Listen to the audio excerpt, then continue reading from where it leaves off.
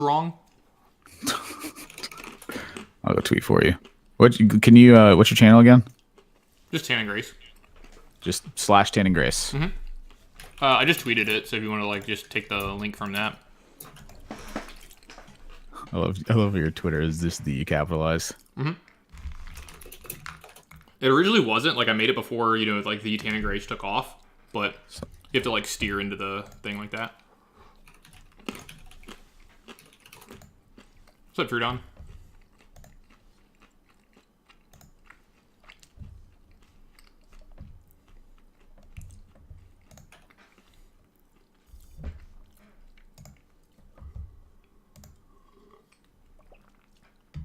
I still haven't got used to drinking something with glasses on. Drinking something with glasses on? Yeah, because I've never worn glasses in my life, and I got these glasses for my computer to help my I didn't know that. Yeah. I remember you mentioning that at some point, but I don't recall it specifically. Yeah. Definitely don't need glasses. You like Teamer Monsters? I don't know. Sell me on it. Oh, I'm talking about my chat. You might want to pull up my chat at some point. Oh yeah, I pull up your chat. I didn't see anything come through yet. Well, it's because it happened already. It's because chat's moving so fast, and no one will that I'm that I'm here. Or the other thing. I'm also stupidly playing Magic Online. I did this cube, and I'm trying to finish it up. I just have a sweet Jund deck that Tannen told me I was going to win a game with, and suddenly we're looking like we're going to be 2-1. You know you're allowed to stop. Well, I'm in the middle of a best of 3. Oh, yeah, I forgot those happened. Okay, they played Everflowing Chalice. All right, we're putting in the Manic Vandal. I've seen enough. He said, Red Green Monsters is 100% good, but I think the splash for Zagana and Biomancer Familiar is worth it. Well, Zagana's insane, so yeah, that's worth it.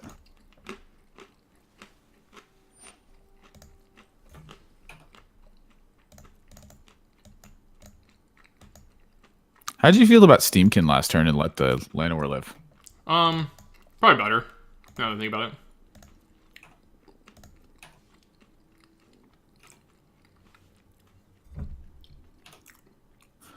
Well, I'm playing Steamkin. They have a cast down on top of their deck too. Better make him use it. Yeah, I know. I'm just kind of mad at myself. I was doing all the other stuff at the same time, so I messed up this game. Yeah, I feel you.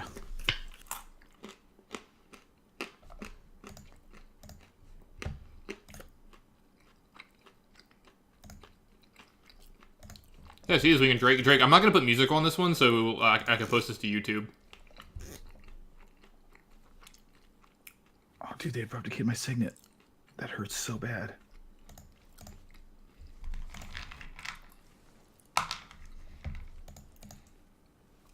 +1 attack for doing what I normally do. Yeah, no. Deal. Right? Deal. Probably sweet. Yeah. I'm just gonna play a few games to let people get in here, and then we'll start talking about the spoiler. Yeah, then we'll start talking nonsense. Yeah, I feel like I can actually talk today. Somewhat. Well, I mean, you and talking, that seems like a bit of a stretch. No, I've been really under the weather. Oh no, I just wanted to make a joke at you for talking so much. Being good at talking, yeah. I am okay at talking.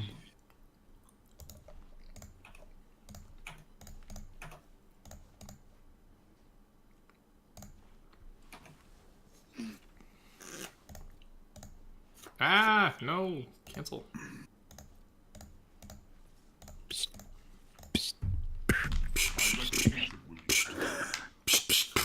What's up, Shoop? Oh, I built a cool red-white deck the other day that I wanted to give you. It's it's just an idea to try. So I ended up cutting the expensive cards, Demanding Dragon. And I wanted a 20-second land, and I cut one of the 2 of 1 drops, and I put in something else. I don't remember what it was. But long story short is I was with red, I was losing to Jeskai, and with mono white, I was losing to red. And so I was like, well, how do I build a red deck that beats Jeskai like white does? And I went, oh, instead of white splash for red, why don't I just red splash for white? And then, so I put in a Danto's Vanguard and Heroic Reinforcements, and it started working really well. Yeah, I definitely want to see that. I thought, is it kind of like the deck you played against me with? No. Okay. The one I played against you with was white splash red. This one is red splash white. So the 3 is Chain Whirler still. Okay. But to me, the big key was that you had a Danto's Vanguard and you had Chain Whirler reinforcements, so you had all the same stuff that like a normal like red deck has and like a normal white deck has. Just felt like it was better this way. Gotcha. Okay, so they just put it in Ulamog. Just put it in Ulamog. Annihilator 4. I don't have your game pulled up anymore. Okay, well, it blows up all my stuff because it has Annihilator 4. Can everybody hear Nathan? I'm going to make sure it goes through. Nathan, talk. Hi, test. Yeah, 1, 2, 3, 5, 7. It looks like it's going through. We're pretty dead. GC, yeah, there's a ton of people live right now. There's just so many streams. Just so many streams. So little time. I could still technically win this game even though he Ulamogged me. Because he threw the breached it. What's up, Eddie? I was making sure everybody could hear him. They didn't think I was just talking to myself.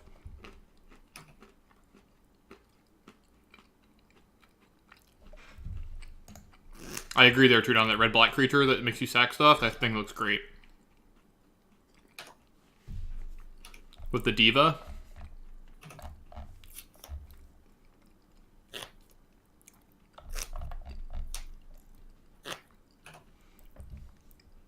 Come on, chameleon. Dude, it's a throwback to Blowback. There was somebody yesterday that subbed to my channel, and I always give you like a song request when you sub. And they were like, I don't want a song request. I just want to make sure that you I just ask that you weave in the word Blowback in your streams more often. Jesus. Yeah, I was like, yeah, this is pretty ridiculous, but sure.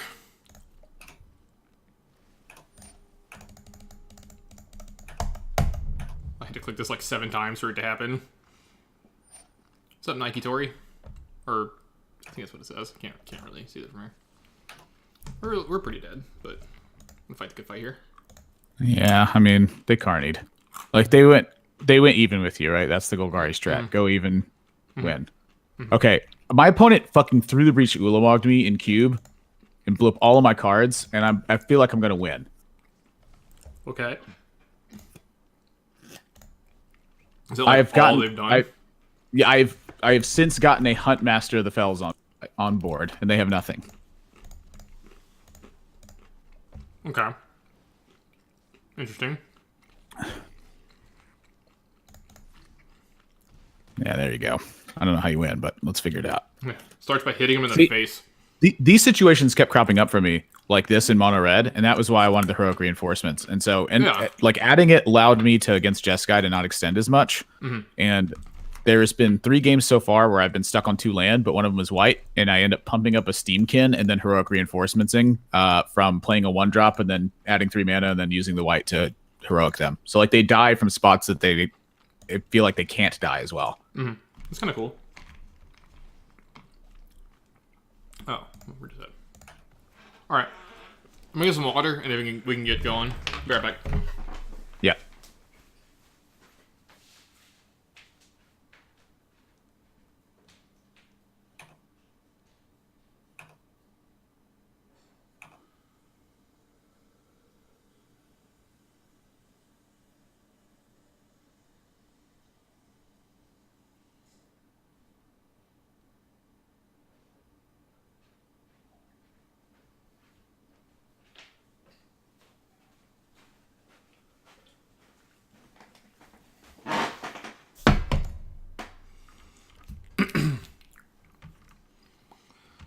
All right. Are you done with your game yet? Almost. I'm whooping their ass. Yeah, let's say as soon as you're done with your game, when you get started, I'm gonna when that happens, I'm gonna restart the stream real quick. It takes literal 2 seconds, but that way it's easier to upload to YouTube. It doesn't have all the random stuff of me eating at the beginning. Just edit it. I don't have a program that does that, and I don't want to mess with it. Oh shit! Wild It's really like Child. $30 a month. I know. Wild Child with the $10 donation. Get that chair, or got to get that chair. Thanks, Wild Child. I really appreciate it. Wild Child, do you have like 6 song requests saved up? By the way, we're gonna do no music for right now. Got him. Did you win? God, you're so good. Yeah, I won, dude. All right, you're so good. Right. They Ulamog all my permanents away. Let me change this. So screen. Tassiger, baby, delve. Pull this over here. Free mana. It's not fair. Make this. Yeah, I need you. So I'm I guess. Share my screen. Hold on. Well, you don't have to share your screen. Just tell me what we're using to look. I'm literally just on Mythic Spoiler and that the one you just had up. Are you going top to bottom, or are we doing newest spoilers? Just top to bottom. Like that's a lot of cards. Is all. Well, we don't have to do literally every card. Also, Wild Child with a sub. Jeez, Wild Child, you're the nut. 4 months in a row. Aggressively skip bad cards. Yeah, aggressively skip bad cards has been called. All right, so how do you feel about these planeswalkers? Let's talk about the 3 planeswalkers here at the top. All right, so we got 3 planeswalkers spoiled. Let's talk historically about planeswalkers that have been very powerful. Historically, planeswalkers are very powerful, and they do 1 of 2 things. Number 1, draw lots of cards or do lots of effects and have high loyalty. Or number 2, they kill a thing and stay in play. Or number 3, they make things while building themselves. Like accruing value of some kind, Yeah. So with that being said, I think that of the 3 of them, Domri looks the best to me. It does have a very high loyalty count. Like it immediately goes to 6. So like being able to play it for 4 and then play a 1-cost card, I think is really important. Like being able to just like as little as shock, I think is really important. I mean, the fact that you can actually use the red mana or green mana for non-creature spells as well is good. It says if it uses it for a creature spell or riot. Yeah. The fact that it gains riot is important too because it's technically development that it provides. So like your Llanowar Elves becomes a 2/2 or whatever. Riot stacks, by the way, too. So if your creature has 2 different really? Riot, yeah, you can do like haste plus the +1 or whatever. Oh, that's very unusual. That's like the first instance of riot stacking that I've heard of. I guess it would make sense that it's stacked because Lifelink is like a retroactive application, and riot is like a choose to do something effect. So if it had 5 times written on it, that makes sense. Okay. Yeah, I like that. And then obviously it draws cards. Like this card is like a deck that you want to play in a pretty creature heavy deck, and that's what Red Green wants to do anyway. Exactly. Not so sure about Kaya or Kaya. I think Kaya is like clearly a matchup dependent card, right? Like in the right matchup, that card's insane. Like exile target permanent with converted mana cost 1 or less. What's a really good 1 or cost less converted mana cost permanent? Oh, right, Legion's Landing. Yeah, it seems like it could randomly show up in like Modern or Legacy in like a sideboard against like the Delverish strategies or the Death Shadow strategies possibly. Yeah, I think Kaya is a very powerful card, but it's so matchup dependent that I think it's gonna like you're gonna see it wax and wane. It's gonna be very good or it's gonna be not there at all. Right. And then Dovin, a lot of people I've seen claims that either Dovin is not good or wildly unplayable, and I actually like the card quite a bit. I think Dovin is kind of poopy. Now, that being said, the high loyalty count is a thing about it. The one thing that I do like about it is that the Flopter is actually flying. Yeah. So I think that could be something. The problem I have with this is him getting high loyalty doesn't really do anything. It's just like this to me feels like a Legion's Landing for. So that's what I'm saying. It's like it's not your traditional planeswalker, right? Like this card is not going to win the game by itself, but it's like just like a very good facilitator card. Like I kind of like say this card is kind of like Thassa for mono blue back in the day or anything like that. Like it's a very powerful card that supplements your like initial game plan. Yeah. And then like or even if you're just like blue-white control and you want a card like this against like mono red, like on turn 3, like just playing this, making a 1/1 and gaining a life is a lot for mono red to deal with. Like a lot for mono red to deal with. Like I definitely think it's a support card. I think it's like just a pretty mediocre card. Like to me it's mythic because it's a planeswalker. So I dislike that. Yeah. I actually would have liked to see this as a rare planeswalker. Yeah, they just don't do that anymore. Like, but yeah, I get what you're saying. Yeah, I mean they haven't made a rare planeswalker since they introduced mythics, have they? Domri? No, they haven't. No, Domri was a mythic. Yeah, they're all mythics. Yeah, I just feel like this should be a mythic card. Like, I don't think you can like make them non-mythic because of like the mythos complexity. and like the complexity and stuff. Yeah, you don't want it showing up in limited that much either.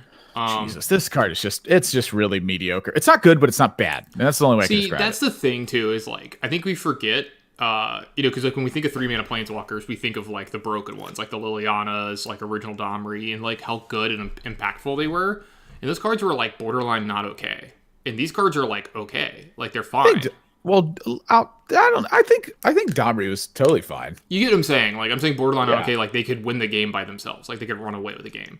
And like Well, it's okay yeah, that's what I like about planeswalkers. Yeah, but I'm saying, but it's okay that they don't do that, and we need to like reassess that way. You get what I'm saying? Like it's Sure, okay that this but- card is like not game breaking. Mind It's still you, good.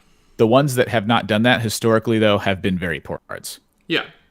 Well, yeah. So, I think Dovin's a poor card. I think it's fine. All right, Rakdos Showstopper. So immediately I look at flip a coin and like kind of get worried or scared. This card's a one of, maybe. But it's actually pretty cool. So like this card is it's gonna kill a lot of your opponent's shit.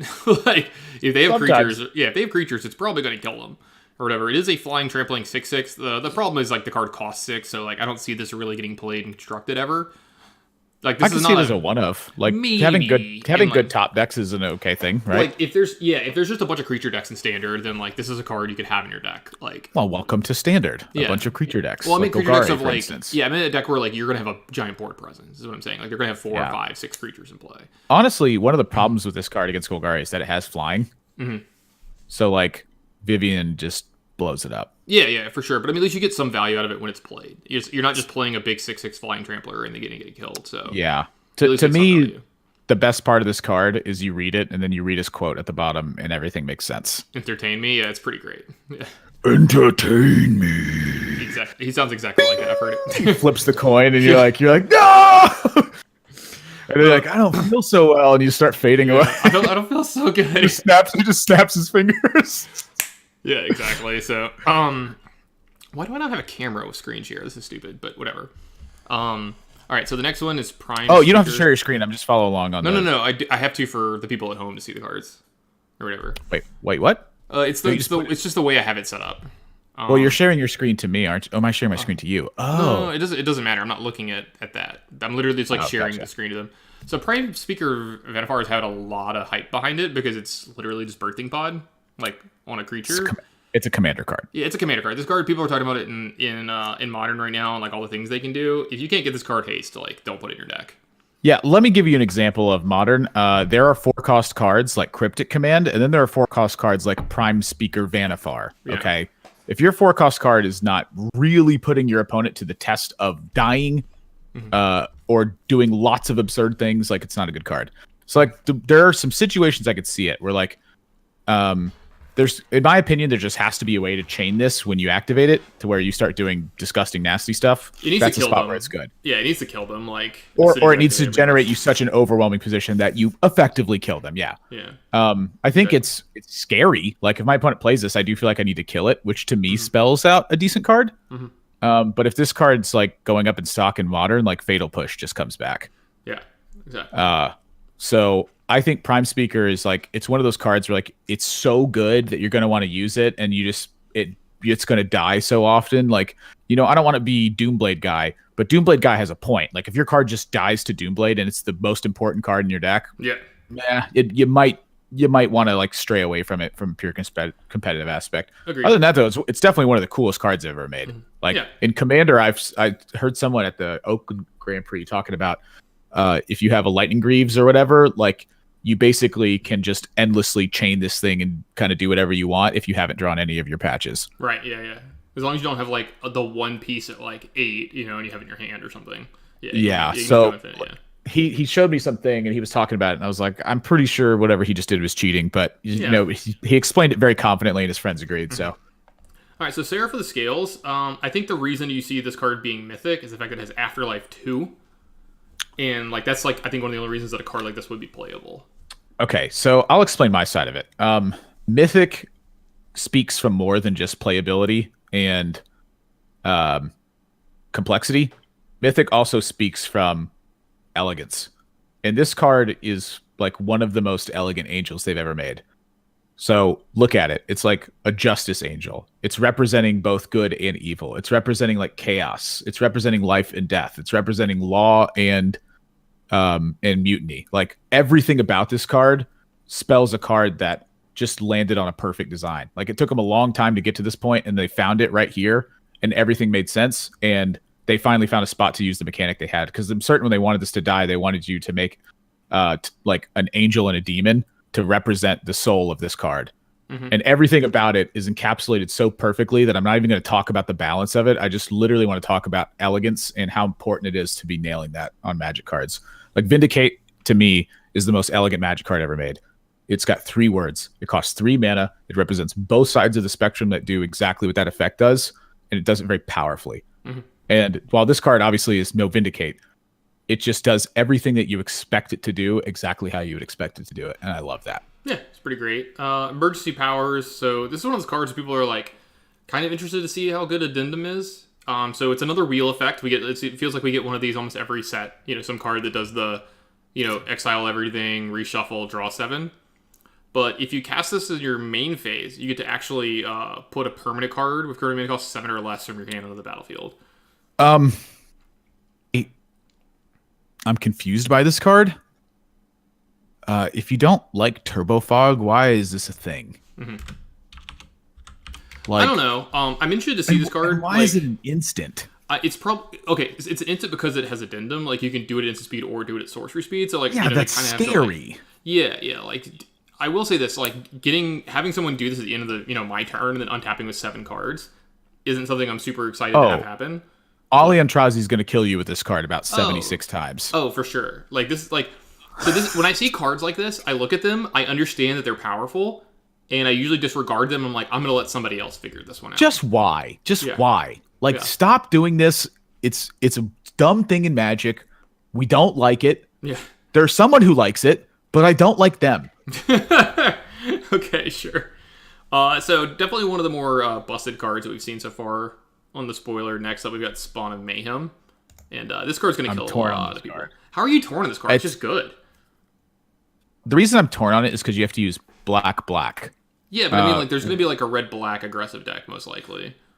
Well, we can say that, but one of the big things to look at is Goblin Chain Whirler and Legion's Landing make very heavy demands on your aggro deck. Like, I'm even questionable about Domri because of the way that the previous aggro cards are so important. Like Adanto Vanguard is a very important mechanism for fighting against board clear, and Goblin Chain Whirler is a very effective mechanism against fighting against those kinds of decks. Okay. So for me, Spawn of Mayhem is like, if you find a spot where this card works, it's like, wow, now Control has to deal with a third angle of aggro decks. That to me is why this card could be good, is because you could just be putting so much different pressure on Control decks that you start to wane them to 1 or 2 different types. The fact that it deals damage every turn, I think, is really important because it continues to like activate like the Thoughtseize card and so on and so forth. Yeah, that's the big thing. I mean, this helps make your other spectacle cards better, obviously. Yeah, it's just overall 3 mana 4 flying, good card. Yeah, that's what I'm saying. You don't get it for 3 mana, not the worst. If you're on the play and you turn 3 this against somebody, like they can't even play their 3 mana planeswalkers that we were talking about. Like they just die. And so like for me, this is like you slot it at your 4 mana slot, and sometimes you get. So, good card. Yeah. Another card people are pretty happy about and excited about, Ravager Worm. So it's a 4/5 for 6 mana, which is a lot. It's also got a hard casting cost. It's 3 red, green. But, so it does have Riot when it comes into play. So you get to choose either gets haste or +1/+1. So it's either 5/6 or it's a 4/5 with haste. But when it enters the battlefield... So it's a 4/5 haste. Yeah, but when it enters the battlefield, you get to do something. You either get it to fight a creature you don't control, or it destroys a land with an activated ability that isn't a mana ability. Yeah, I feel like it should just say destroy target land. I hate that it doesn't. I'm okay with it not destroying target land. I hate it. You know that I love land destruction. I think that this card should just say destroy target land. I think the fact that it doesn't say destroy target land is gonna decrease its play a lot. Yeah, I think it matters. Like, there's a couple cool lands in the set and in standard right now. Like, here's the thing: this is the kind of card that it's good enough to play in your deck where you don't have to take it out in certain matchups, right? Like against other creature decks, like a 4/5 haste or a 5/6 that can fight their creature is going to be good enough, Or against like the control deck where like they flip their Escanta, play Teferi, and like say go, and you're like attack Teferi, kill your Escanta. Yeah, You know, I mean like, there are definitely nutso situations for it. No, I for just sure. feel like it definitely should be hitting. Anyway. All right, another card people are super excited about: Hydroid Reasonable card. Krasis, the Jellyfish Hydra Beast. Yeah, They're smart. I would say this. Yep. Originally, I was like, yeah, this card's kind of meh when I saw it, and then I reread it. It says when you cast the spell. To me, it's not even that. So here's where I'm at. The original design for Solemn Simulacrum. For those of you wondering what Solemn Simulacrum is, 4 mana 2/2. When it comes into play, you search for a basic land and put it in play tapped, and when it dies, you draw a card. Mm-hmm. That card was originally designed by Jens Thorin as green blue 2 for the cost. They changed it because they were making an artifact set. Hydroid Krasis reminds me a lot of Solemn Simulacrum's original design, and it would have been good its original design. And so at 4 mana for this card, you get to gain a life, you get to draw a card, you get a 1/1 flyer. Yeah. That's at 4 mana.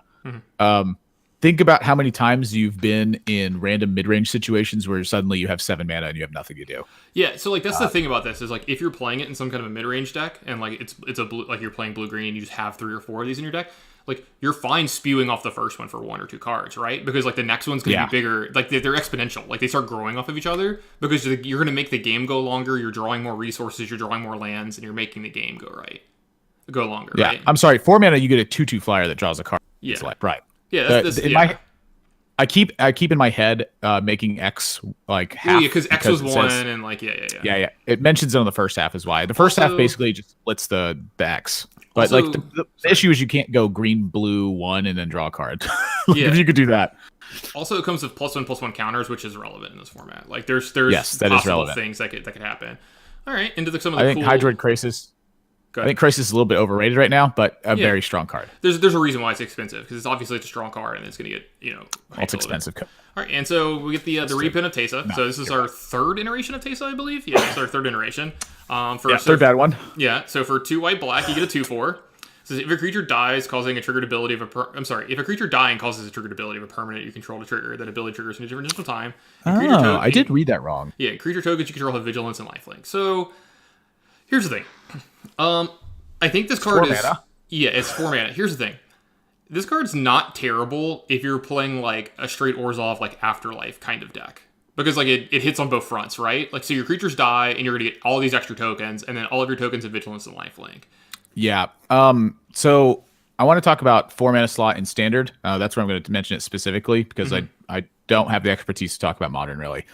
4 mana in standard right now is a major inflection point because it's either a burst to kill your opponent spot, or it's a kill your creature spot, or it's a draw card spot. This card's not doing any of those things. However, it can protect you from dying. The fact that it's a 2/4 means that heroic reinforcements isn't necessarily the greatest card against you. The fact that it's a 2/4 in general means that it can block chain whirlers and live. Gets around the 17 bolts in the format.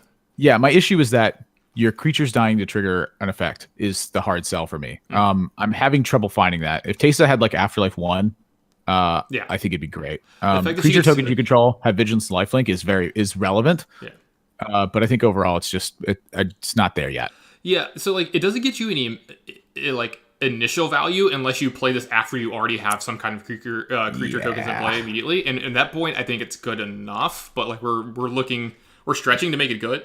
And you may have to build a deck around it, and I don't like cards like this, where you have to build a deck around it for it to be good, where the card is not like super good on its own. You want to build the deck that functions, and when it draws Teysa, it has a big payoff. So somebody actually said this in the comments right here, but this is a big deal. Alondra the Duskarose, the black-white legend from Ixalan, goes pretty well with this card. Well, the problem. I'm sorry? Problem is those are both for the same build that I mentioned before, except Alana doesn't do the blocking thing. Yeah, exactly. All right, and here's another card that like people were pretty super excited about, and I was pretty low on. We're going to aggressively skip this one as #modern vintage. Lavinia? Like, here's the thing. I don't even think it's good in that, but here's a card that I am pretty excited about, and I'm pretty excited about making a lot of puns off of her name, the Scourge Diva Judith. Like, every time I see this card, I want to be... Okay, so, like, you know how on Magic Online you can change the visual file of a card? You can, like, make it into a different look? Yeah. So she's going to have some kind of, like, entrance music on Arena when you play her, and I want to change it to Judith from Perfect Circle, like the little guitar riff at the beginning or whatever. Like, I want to have that. This to me just looks like a weird Lady Gaga. Oh, that's what a lot of people are calling it. They're like, it's Lady Gaga for sure. Here's the thing. I think this card's going to kill a lot of people in standard. I think this card's good. Well, yeah, read it. Yeah, so other creatures you control get +1/+0. Already pretty great. And then whenever a non-token creature, this is important, non-token creature you control dies, Judith deals 1 damage to any target. Wow, that's great. I like both those things. My creatures die, and I like when they're bigger. Yeah. Hey, Robert. Sorry. This card is really good. It is a legend, so you can't like double up and stuff on it, obviously. Oh no. Yeah. Oh no. But we're gonna get to a lot of work. Judith. Yeah. Also, if you override a Judith with itself, you get to deal damage. You get to turn your second Judith into a fork bolt. It's literally 2 damage anywhere you want. Yeah. Great. That's fine because like it sounds like a 4 of. Yeah, it sounds like a 4 of exactly. Like, but it's legendary. Yeah. Oh, you mean the legendary can be a benefit? Got it. Yeah. Cool. And so, I think this card's going to get played everywhere. A lot of people are going to die to it. It's going to work really well with some of the other cards we're going to talk about on the spoiler here. It's just a good. It turns stuff like even in modern power attacker. Yeah. So we got Nakia of the Old Ways. So it's a 5-mana 5/5 here. I love this card. Yeah, it's red-green, so you like it too. But it says you can't cast non-creature spells, and whenever you tap a land for mana, add 1 mana of any type that land produced. So your lands have like like Mana Flare, I guess technically is like what you would call it. It's Mana Flare. Well, I think Mana Flare actually taps for 1 of what you tapped for. Regardless, it doubles your mana. Yeah, it doubles your mana. Doubles your mana. Yeah. It's a 5-mana 5/5, and it doubles your mana. By the way, let's take a look at the card right below it on this visual spoiler. I want to point that out while we do this, so you can go take a look at it. Yeah, it's a 5-mana 4/4 flying that when it has a +++ encounter, you get to pay mana and deal damage. Those 2 cards are begging to go together. There's a card above it called Ravager Worm, which is really expensive. The turn after you play this, you want to play 2 things. And it's really easy to play 2 things this live because it doubles your fucking mana. Good card. Yeah, here's another card that we've talked about. If you get to untap with it in this format, you're probably going to kill somebody. Here's another card that Nathan's pretty excited about. Zagana, Utopian Speaker. If +++ encounters are good, encounters are good, this card's insane. 4-mana 4/4 draw a card is insane, and I think it's pretty easy to get +++ encounters on stuff. I'm curious how the mana is going to work out, like how aggressive you can get with mana, because the aggro decks are really good. But if you can get aggressive enough, I think there's a number of 4-color decks you can build where getting ++ encounters is really easy. Yeah, I mean, like just a good overall card, and when it lands on the board, you don't necessarily need to do anything else with it because of its 6-mana adapt allows you to play a thing for free. So just an overall strong card that I expect to show up. I will say this. I have some examples. There are other cards in standard right now, not just from this set, that already have like the +1/+1 counter theme going on. So there's definitely some stuff there.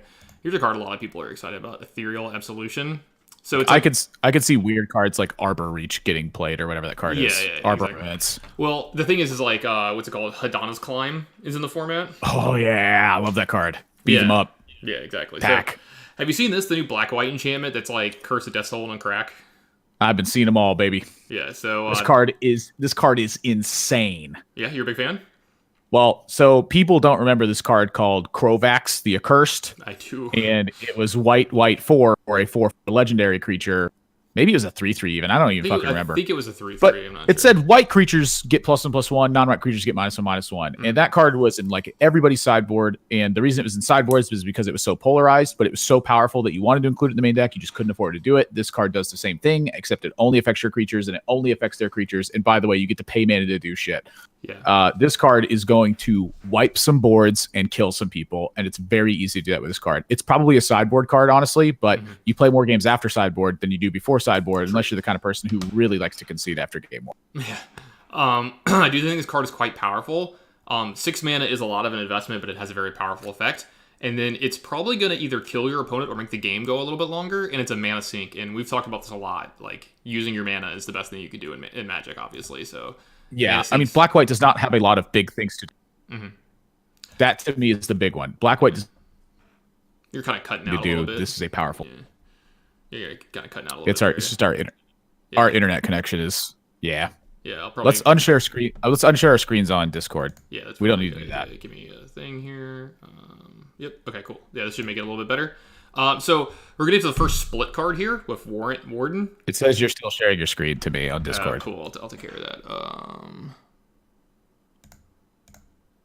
There we go. Okay, cool. So I should make it better. Warden. I'm a big fan of most of the split cards in this format, by the way. Well, are you a fan of split cards that either blow up creatures or become Sarah Angels? Because I am. Yeah, so that's Okay, exactly well what then- this does. Yeah. Yeah, so you're a fan of Warrant Warden. Got it. Yeah. So Good card. Here's a cool thing. So they actually talked about cards like this in design. These cards were specifically designed with best of one in mind. The fact that this card, one end is good against certain kind of strategies, the other end is good against other kinds of strategies. So you're allowed to put more cards in your main deck that aren't super polarized, that are just okay in every matchup. Good idea. Yeah, I like it. Yeah. I think that super polarizing cards and best ones are interesting, personally, because you have to figure out how to build your deck and you have to read meta games and stuff. But overall, of course, yeah. these styles of split cards, sans the black-red one, are just pretty darn okay in general. I think the black-red one is pretty weak overall, but a playable card. So let's just, in general, these are strong cards. So let's get through them. And there's not really much interesting to do with this. Just a solid card. Does also, two things. The mana cost on them is pretty good. And you said the red-black one looks a little whatever. I'm just going to pull it up for a second. It's all Addition and Audacity. Yeah, this one's like, kind of like, what? Like when I read it, you know what I mean? Like I'm not sure. Yeah. Like maybe the translation. It's the front half is the best. Yeah. All right. So a card that you're excited about here. Plus 3/3. What? Hello? Yeah. Yeah, sorry. Fucking Louisiana. Yeah, I know, right? I pay for the good internet, man. Anyway, you say that, like they say that they charge you extra for the better internet. I guarantee I probably get the same stuff. Anyway, card that you're pretty excited about, Scarabin Hellkite. Well, let's name some 4/4 dragons that have been good. Glorybringer, Storm Breath Dragon, whatever the other 5 mana ones that have haste are. They're all good. This one's good. Yeah, so we've established that Riot is a good ability. And then if this one has a +1/+1 counter on it, meaning like if you don't attack with it with haste, you get to kind of like get some extra value as the game goes on. You get to sink your mana. So here's the thing. If your opponent plays Lava Coil, make it a 5/5. If your opponent doesn't play Lava Coil or you need to deal 4 damage because Lava Coil tempos them out of the game, play it that way. Great card. Yeah, so sometimes you need cards that are just good top decks. This is a good top deck, good card. Yeah, this card is actually just very good, yeah. I'm probably going to skip the Biomancer. I mean, like... I think Benthic Biomancer is a very good card. Yeah, I do too, but I mean, like, you know what I mean? It's not something we need to, like... Yeah, it's like a good card. It's definitely... Merfolk card. Yeah, it's a Merfolk Wizard Mutant, and, like, it adapts, it puts +1 counter stuff, it draws cards, like... I mean, there's not... It's a good role player. Like, very good role player. Yep. If you're playing Merfolk, you play this card. The deck wants more 1-mana cards. This is a 1-mana card. Card that we're definitely going to see a decent bit of in Standard here, Kaya's Wrath. So you can go a lot of routes with this. This could be the... Like, if you're playing a deck that's heavy black-white, this can be your 4-mana Wrath, which we haven't had in Standard in a while. I'm picturing, like, Solar Flare. Yeah, something along those lines, yeah. If you weren't around in Solar Flare days, Solar Flare was basically a black, white, blue, like, mid-range control deck. And all it did was, like, power through stuff, make mana, Wrath of God, and then play big things. Yeah. But it was very demanding on your mana. You didn't have the same dual lands that you have now that you have back then, but you had signets back then, so it was easy to cast stuff like this. I think this card is easy to cast in a very, dual land heavy deck, and it's a very powerful effect that matters.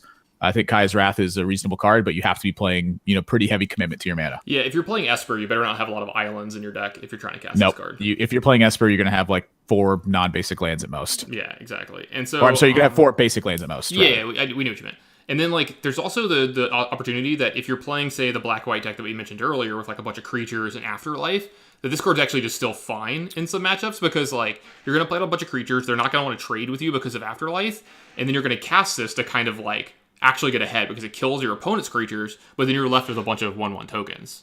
Yeah, token decks are like Golgari decks. They have medium game 1 and strong games 2 and 3. That's exactly where this card sits. If you're playing a token deck, this is a game 2 and 3 card. Maybe you have one in the main deck, but overall, just pretty decent card. Yep. Yeah, Robert, I will be doing the early stream event, so I will be playing all of this on stream. So they keep pushing the bounds of this card. I'm talking about precognitive perception here. The one it's like Jace's Ingenuity, and they just keep making it better and better and better. Good card. Yeah, it's an 5 mana, draw 3 cards. Yeah, it's great, and then you might get to do some extra value late in the game. Like, this is the kind of card that I like in control decks because, like, it's what I probably want to be doing on turn 5, right? Like, leaving up Settle the Wreckage, leaving up a counterspell. If you don't do anything, I'm going to draw 3 cards and punish you that way. But if I draw this card on, like, turn 11 and I just have a ton of lands in play, I'm just going to get infinite value off casting it in my main phase. Yeah, I think this card is going to be hard sell versus Chemist's Insight. I think Chemist's Insight probably takes precedent, but maybe this replaces like 1 copy of it, or maybe you would need a 5th card draw spell or something. I think overall it's overshadowed by Chemist's Insight, but still a fine card. Yeah, it just matters kind of what you want to do as well. Like, if you just want the raw amount of cards, definitely it's technically this like it's technically more cards because like 3 versus like 1 and 1 technically you're having to like, or it's 3 and 3 because like you technically discard a card both times, but you're not casting a card from your hand. Like, it's a weird math thing. They say that they don't like Turbo Fog, but then they keep printing cards that really support it. So I disagree with them. Well, I think they like Turbo Fog. Yeah. Well, that's the other thing too. Is like these cards they weren't literally like, oh, Turbo Fog when they were making this stuff. They just make cards. Well, they should have been. Did you read it? This digs 6 cards in. You're looking for a fog effect in Nexus. Good job. Yeah, great. Exactly. Next card we can talk about for a second. I think people have talked about this a lot. This card's going to be very good. You're going to see a lot over standard Bedevil. Very mana restrictive. That's my issue with it. But, obviously a powerful effect in its own right. Removal is not what it used to be because creatures are a lot better than they used to be. And there's also, every time you talk about removal, you have to talk about Adanto Vanguard. It doesn't touch that card still. That's an issue. Yep. So I think it's playable, but, this is likely to be more copies in your sideboard than in your main deck. Yep. All right, we'll get to another split card, and here's another one that I'm actually a pretty big fan of, Thrash and Threat. So the Thrash part, it's an instant, and it says target creature you control deals damage equal to its power to target creature or planeswalker you don't control. This is not fight. This is just straight up, it deals that damage. It's Rabid Bite. It's not fight, it's bite. Yeah, it's not fight, it's bite. But it also hits a planeswalker, which is like a pretty big deal. So like major deal. Yeah, so this is good against practically every deck in standard, or at least not good. It's relevant against almost every deck in standard. And then if you need a threat for 4 mana, you get to make a 4/4 trampler. It's the exact card that Red Green wants to play. Yeah, like I can see myself playing a lot of these. Another card people are pretty excited about for like, decks that I'll never play and formats that I'll never play. Biomancer's Familiar. It's Training Grounds, pretty much. A lot of combo implications here. Like, I'm sure this card's going to kill people. It's a mediocre card, but mediocre cards have a strong purpose, and when you set it up right, it's going to be good. So bad card overall, good card in the right spot. Yep, exactly. Another split card here, Revival Revenge. You can return a creature converted mana cost 3 or less from your graveyard, or you can double your life total, and your opponent loses half their life rounded up. Interesting card. Weak overall, I think. Overall, but I think it has some interesting effect. Mm-hmm. And like, to me, like, the issue with it is that doubling your life total is like way bad. I wish it would just half their life total, and I wish it just drained half instead of doubling. But I get what they're going for in this card. This is supposed to be like the Timmy card, where you're like, double your life. If I have 100 and I have 200. Yeah. Like, that's what the effect of this card is. The return a creature, like, I can't even think of a black-white creature I want to return. Stuff with Afterlife is hard. Getting anything back with Afterlife is pretty good because Afterlife triggers when they die and it doesn't go away. Like, the card doesn't need to be removed from the graveyard, which I think it should have to. But in my opinion, it's just a really bad card. Like, you take all the steps that this card has to go through to be good. Number 1, you have to have a card in your graveyard you want to return. Number 2, you have to have this in your hand. Number 3, you want to spend 2 mana instead of 3+ mana. Number 4, your opponent has to have enough life that Revenge is relevant. Number 5, for that you have to have 6 mana. Like, just so many different things have to happen in order for this card to be good. Bad card, Deputy Detention. Mr. Joel Larson's making a good point. There's Midnight Reaper, Plague Crafter. There's a couple 3-drops that are pretty good to bring this back. I think anything with Afterlife is fine as well. We'll see. Plague Crafter, that's the one I think that matters the most. Yeah. We've seen how much play that's gotten so far. Yeah. So pretty good one here. Crazy King Wolf we have not yet. Card that a lot of people are pretty excited about, and this one could be a player somewhere. Thank God it's not a human. Deputy of Detention. So what this is, it's just a 1/3 for 3 mana, but it's Detention Sphere. If you knew this card back in the day, it's another Ravnica card. It exiles a non-land permanent and all other permanents with that same name until this card leaves play. Hitting tokens important. Yeah, hitting tokens is like super important. So if that's a thing, this is a big card in standard that'll be good in that way. The fact that it's a creature and not an enchantment makes it a little more susceptible to being killed. Yeah, it makes it suckier. Yeah, it makes usually it suckier. Making them creatures makes them better. This is a case where it makes it worse. Yeah, like when it has the leaves play or whatever. Yeah, still a good card though. I mean, we played with stuff like what's the like Fiend Hunter and stuff. Like random Oblivion Ring cards are good, and this can hit a Teferi, so good card. Yeah, exactly. Another card that people like a lot, Rixmati Reveler. What do you think of this one? I think that they're very right to like this card. Red decks want to play low land counts, so this helps you get to your land when you really need it. It's a 2/2, so it's a reasonable stat line because it doesn't die Chain Whirler, and if you happen to hit the Spectacle on it, it turns into like a weird dig for value effect. I think in a lot of decks this replaces stuff like Risk Factor. If you have the black mana. Overall, just solid card, and I expect to see play. Yeah, one of the few ones where the Spectacle cost is more than the actual cost of the card. Well, that's because you're getting a pretty powerful effect. Yeah, that's because it's a spectacle when you use it. Yeah. It's because it's a spectacle when you use it. Good card. Gruul Spellbreaker, just good solid card with Riot. Like, this reminds Yep. me of what was the card Time Ross was known for the last time the red green had an ability like this where you got to choose or your opponent chose or whatever. It's the Punisher card. Yeah. the Punisher mechanic. Yeah. Punisher cards Guardian. suck. Yeah. This card protects you from Settle the Wreckage. Good card. Yeah, they literally built this with Settle the Wreckage in mind. Yeah, they probably built it with Fog in mind too, and then went, oh shit, they can just still cast the Fog. Yeah, exactly. So you got to play it and then start attacking. So it's a scary card to have to just rip against control decks, but overall it shuts off Fog, which is a very important mechanism. So I think decent card. 3 mana 4/4 is not the worst against Lava Coil because you're either playing it into their turn 3, or you're playing it off their turn 3, and then they're spending 2 mana to Lava Coil. So the key to this is supplementing it with 2-drops and 1-drops. Just that's a good thing. So I think a good card and expect to see play. Yeah. Growth Chamber Guardian, interesting card design here. So it's a 2 mana 2/2 with an ability that, like on turn 3 where you can make it into a 4/4. And then you just go get another one. You remember Basking Rootwalla? Yeah. You remember how the 2 pump was really good against control decks because it allowed you to pressure them without really developing threats and having to spend value? Mm-hmm. Wow. It's like this card does the exact same fucking thing. Yeah, good card. I like how I like how this card alone spends all of your mana for you in the game. Yeah, you know what I mean. Mana. Turn 2 you play it, turn 3 you adapt it, you go get more, you cast more, you keep doing it. Turn 5 you can play 1 plus adapted, get another one if you want. Cards like this let you play aggro decks that don't miss land drops because you have ways to spend your mana, and that's really important. Like so many times you lose games with aggro decks because you miss your 3rd land or you miss your 4th land, and this allows you to play more mana. And that is an important effect. It's not a super aggressive card, but it starts attacking. And you in a blue-green deck, you're going to have a timely counter spell or whatever have you in order to pressure your opponents. And this also activates your 4. So against control, this is a 2-card 4-land combo that pressures your opponent massively and replaces itself, and that's important. Someone said Lobster Man is hype. It is a little Lobster Man. All right, card that I'm pretty excited about. I like this card a lot. Tithe Taker. So it's during your turn. Spells your opponents cast cost 1 more to cast, and abilities your opponents activate cost 1 more to activate, unless they're mana abilities. So it kind of has like a Thalia kind of tax effect. It's not symmetrical. It doesn't happen all the time. But it's only during their turn. But it also has Afterlife 1, and it's a human soldier. The biggest thing for me about why I like cards like this is they just have a lot of text on them that's relevant and good. Also, it's a 2-drop in white with Afterlife. And I'm a big fan of cards like that with a Johnny in this format. Because when they die, you get the 1/1, but they, like I mentioned earlier, they don't have to go away. The card stays in your graveyard, and then a Johnny can get them back over and over again. And so you just kind of keep this cycle going of I'm never running out of things. Never so running there's out 2 of bodies. Yeah. To me, there's 2 really important effects here for standard. Number 1, again, is Settle the Wreckage. Number 2 is mirror match white decks where they have a Danto the first fort. They flip their Legion's Landing. Yeah. That actually makes your opponent spend their mana on their turn. Yeah.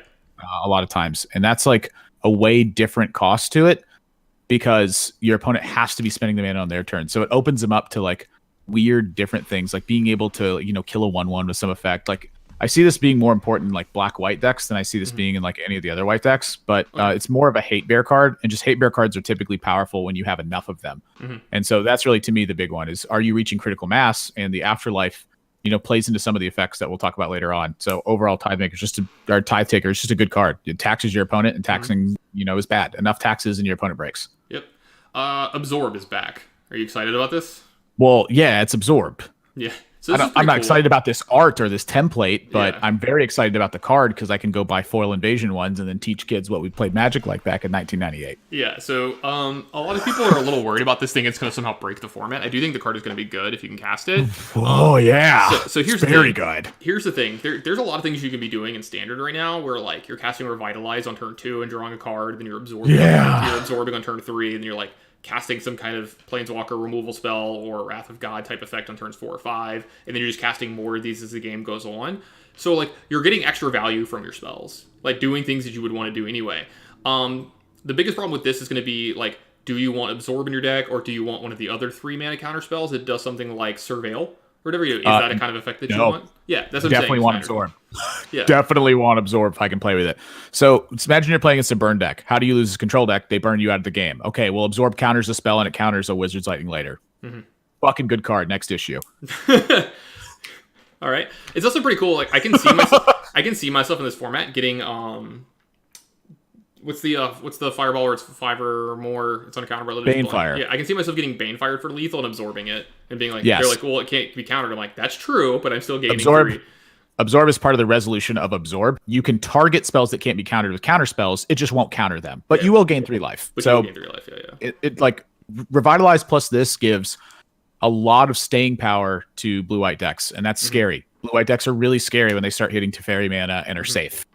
Yeah, not the biggest fan of like the next 2 cards on the list, but I am a big fan of Incubation Druid, card that got spoiled today. Hang on. I want to go to Theater Horrors because I thought this card was bad initially. Okay. And there's something big I want to talk about, which is just if an opponent lost life this turn, you may play cards exile. Oh, it's exiled with Theater Horrors. Never mind. You read it wrong. Any card exiled? I thought it was any card exiled. Cards back to trash. Black-red decks want to play 3 mana cards. They don't want to invest in 3 mana cards. Fairly decent in sideboards, fairly bad overall. It's a sideboard card. You're not going to play this main deck. It's a shitty card overall. Yeah, Incubation Druid. Not a huge fan. I do like the way the Incubation Druid. Like this is a new one, so people might not have seen it yet today. Holy crap! You do? You like mana, and then you like more mana? Yeah. All right. So we're gonna talk about this card for just a second. So it's a 0/2 for 1 and a green, but you could tap it to add a mana of any type to your pool that your lands could produce. So it taps for more than just one specific color of mana, which is a big deal.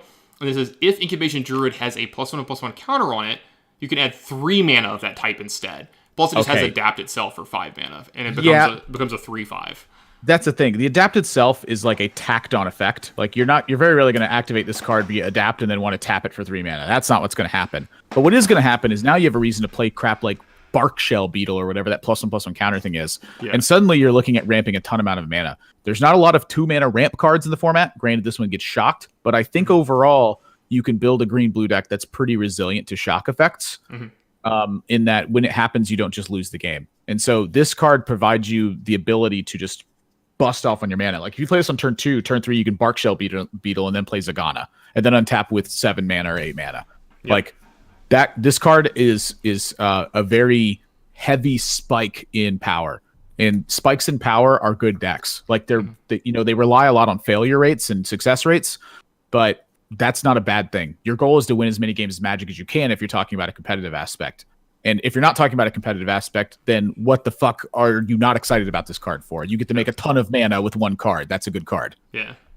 Basilica Bellhaunt. This is an interesting card. I don't know if it'll see much constructed play, but I can see like if the aggressive red. Yeah, let's say if the red deck is really good, this has got 4 toughness, which is if it was a 3/3, I would not be as interested since it's a 3/4. Yeah, it would suck at 3 health. It's 3 toughness rather. It's insane how much of a difference that makes, and how insane this card's going to be against red when they have 1 card left, and you play this. Like Nicol Bolas is already a pretty tough card for red. Yeah, when you tack 3 life onto it, it's like, oh my god. Like I can see this going in like, remember I was talking about like Esper and Solar Flare?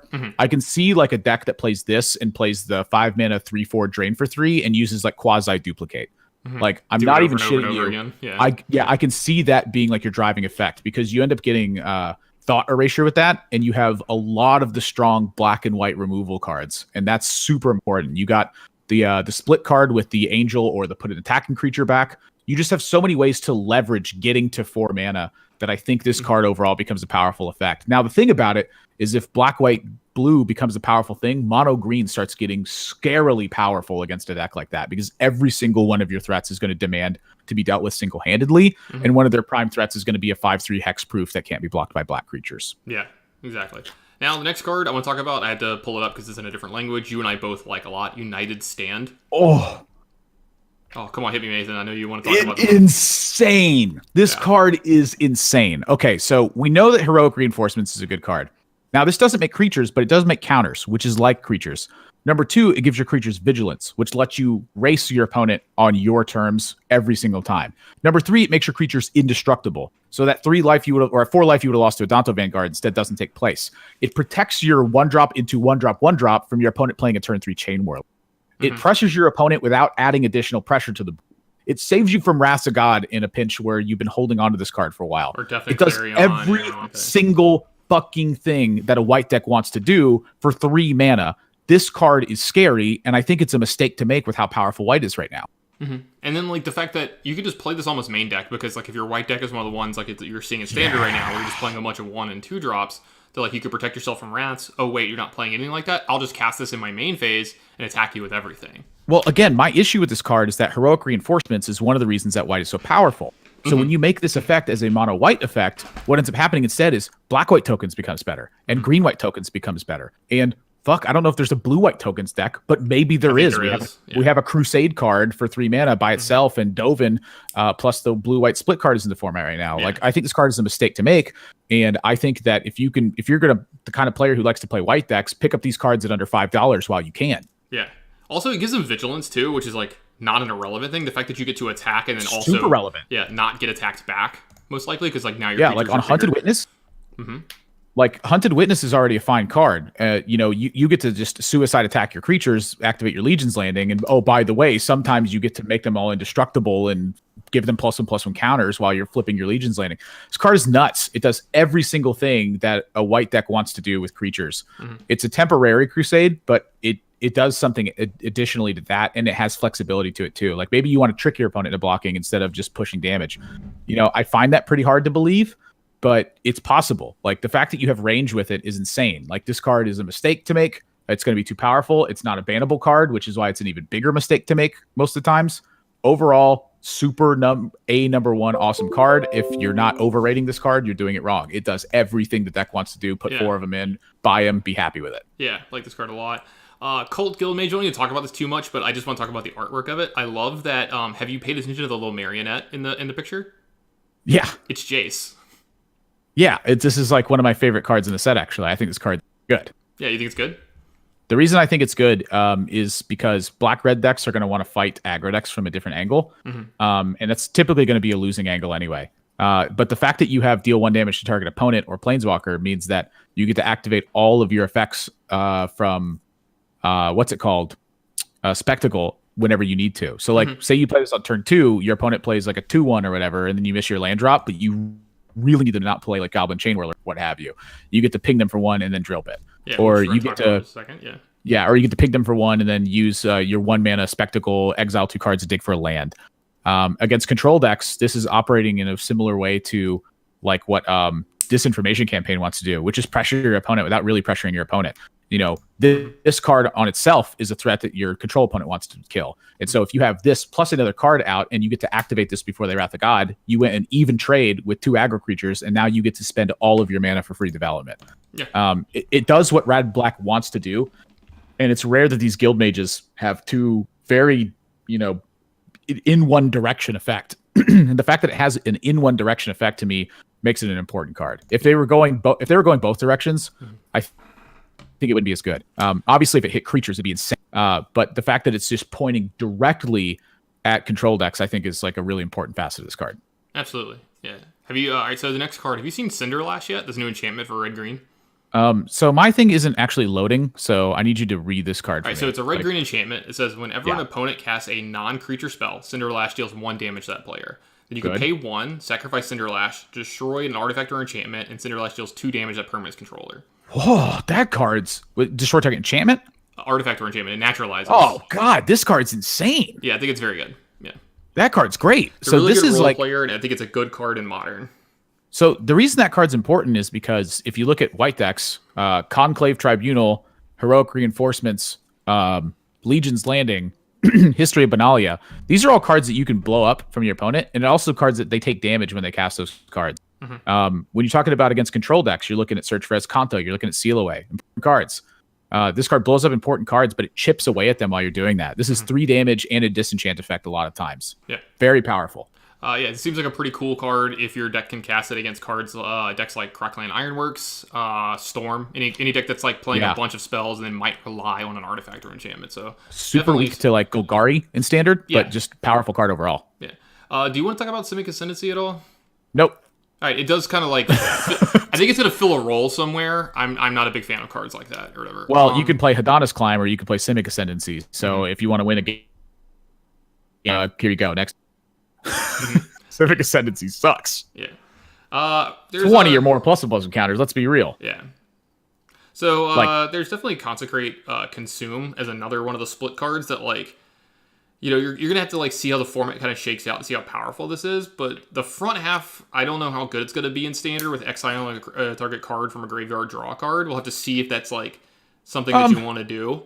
so yes and no, right? So like the thing about it is it's like a pick-off effect. Like you're either going to cycle it early when your opponent, did anything to get something in the graveyard, like you traded a creature, what have you. But sometimes it picks off like risk factor, or it picks off like a find target. Or what have you. That's an important facet. But to me, the biggest one is that you get to play like again, black, white, blue style control decks, and you have a massive swing around against something like Carnage Tyrant or against a 5 and a 5/5.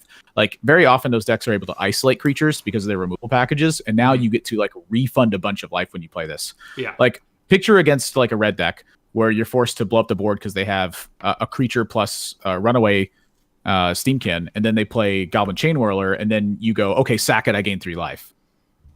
Very powerful effect on 4 mana that gets you to 5 mana very safely. So I think overall it's just a strong card that fills a specific role. So not an all-star, but totally fine card. Yeah, I'm a big fan of it, like doing something against Carnage Tyrant, and the fact that it's a sorcery means you get to recoup that value as well of the 7 damage hitting you if you have to wait a turn or whatever to do it.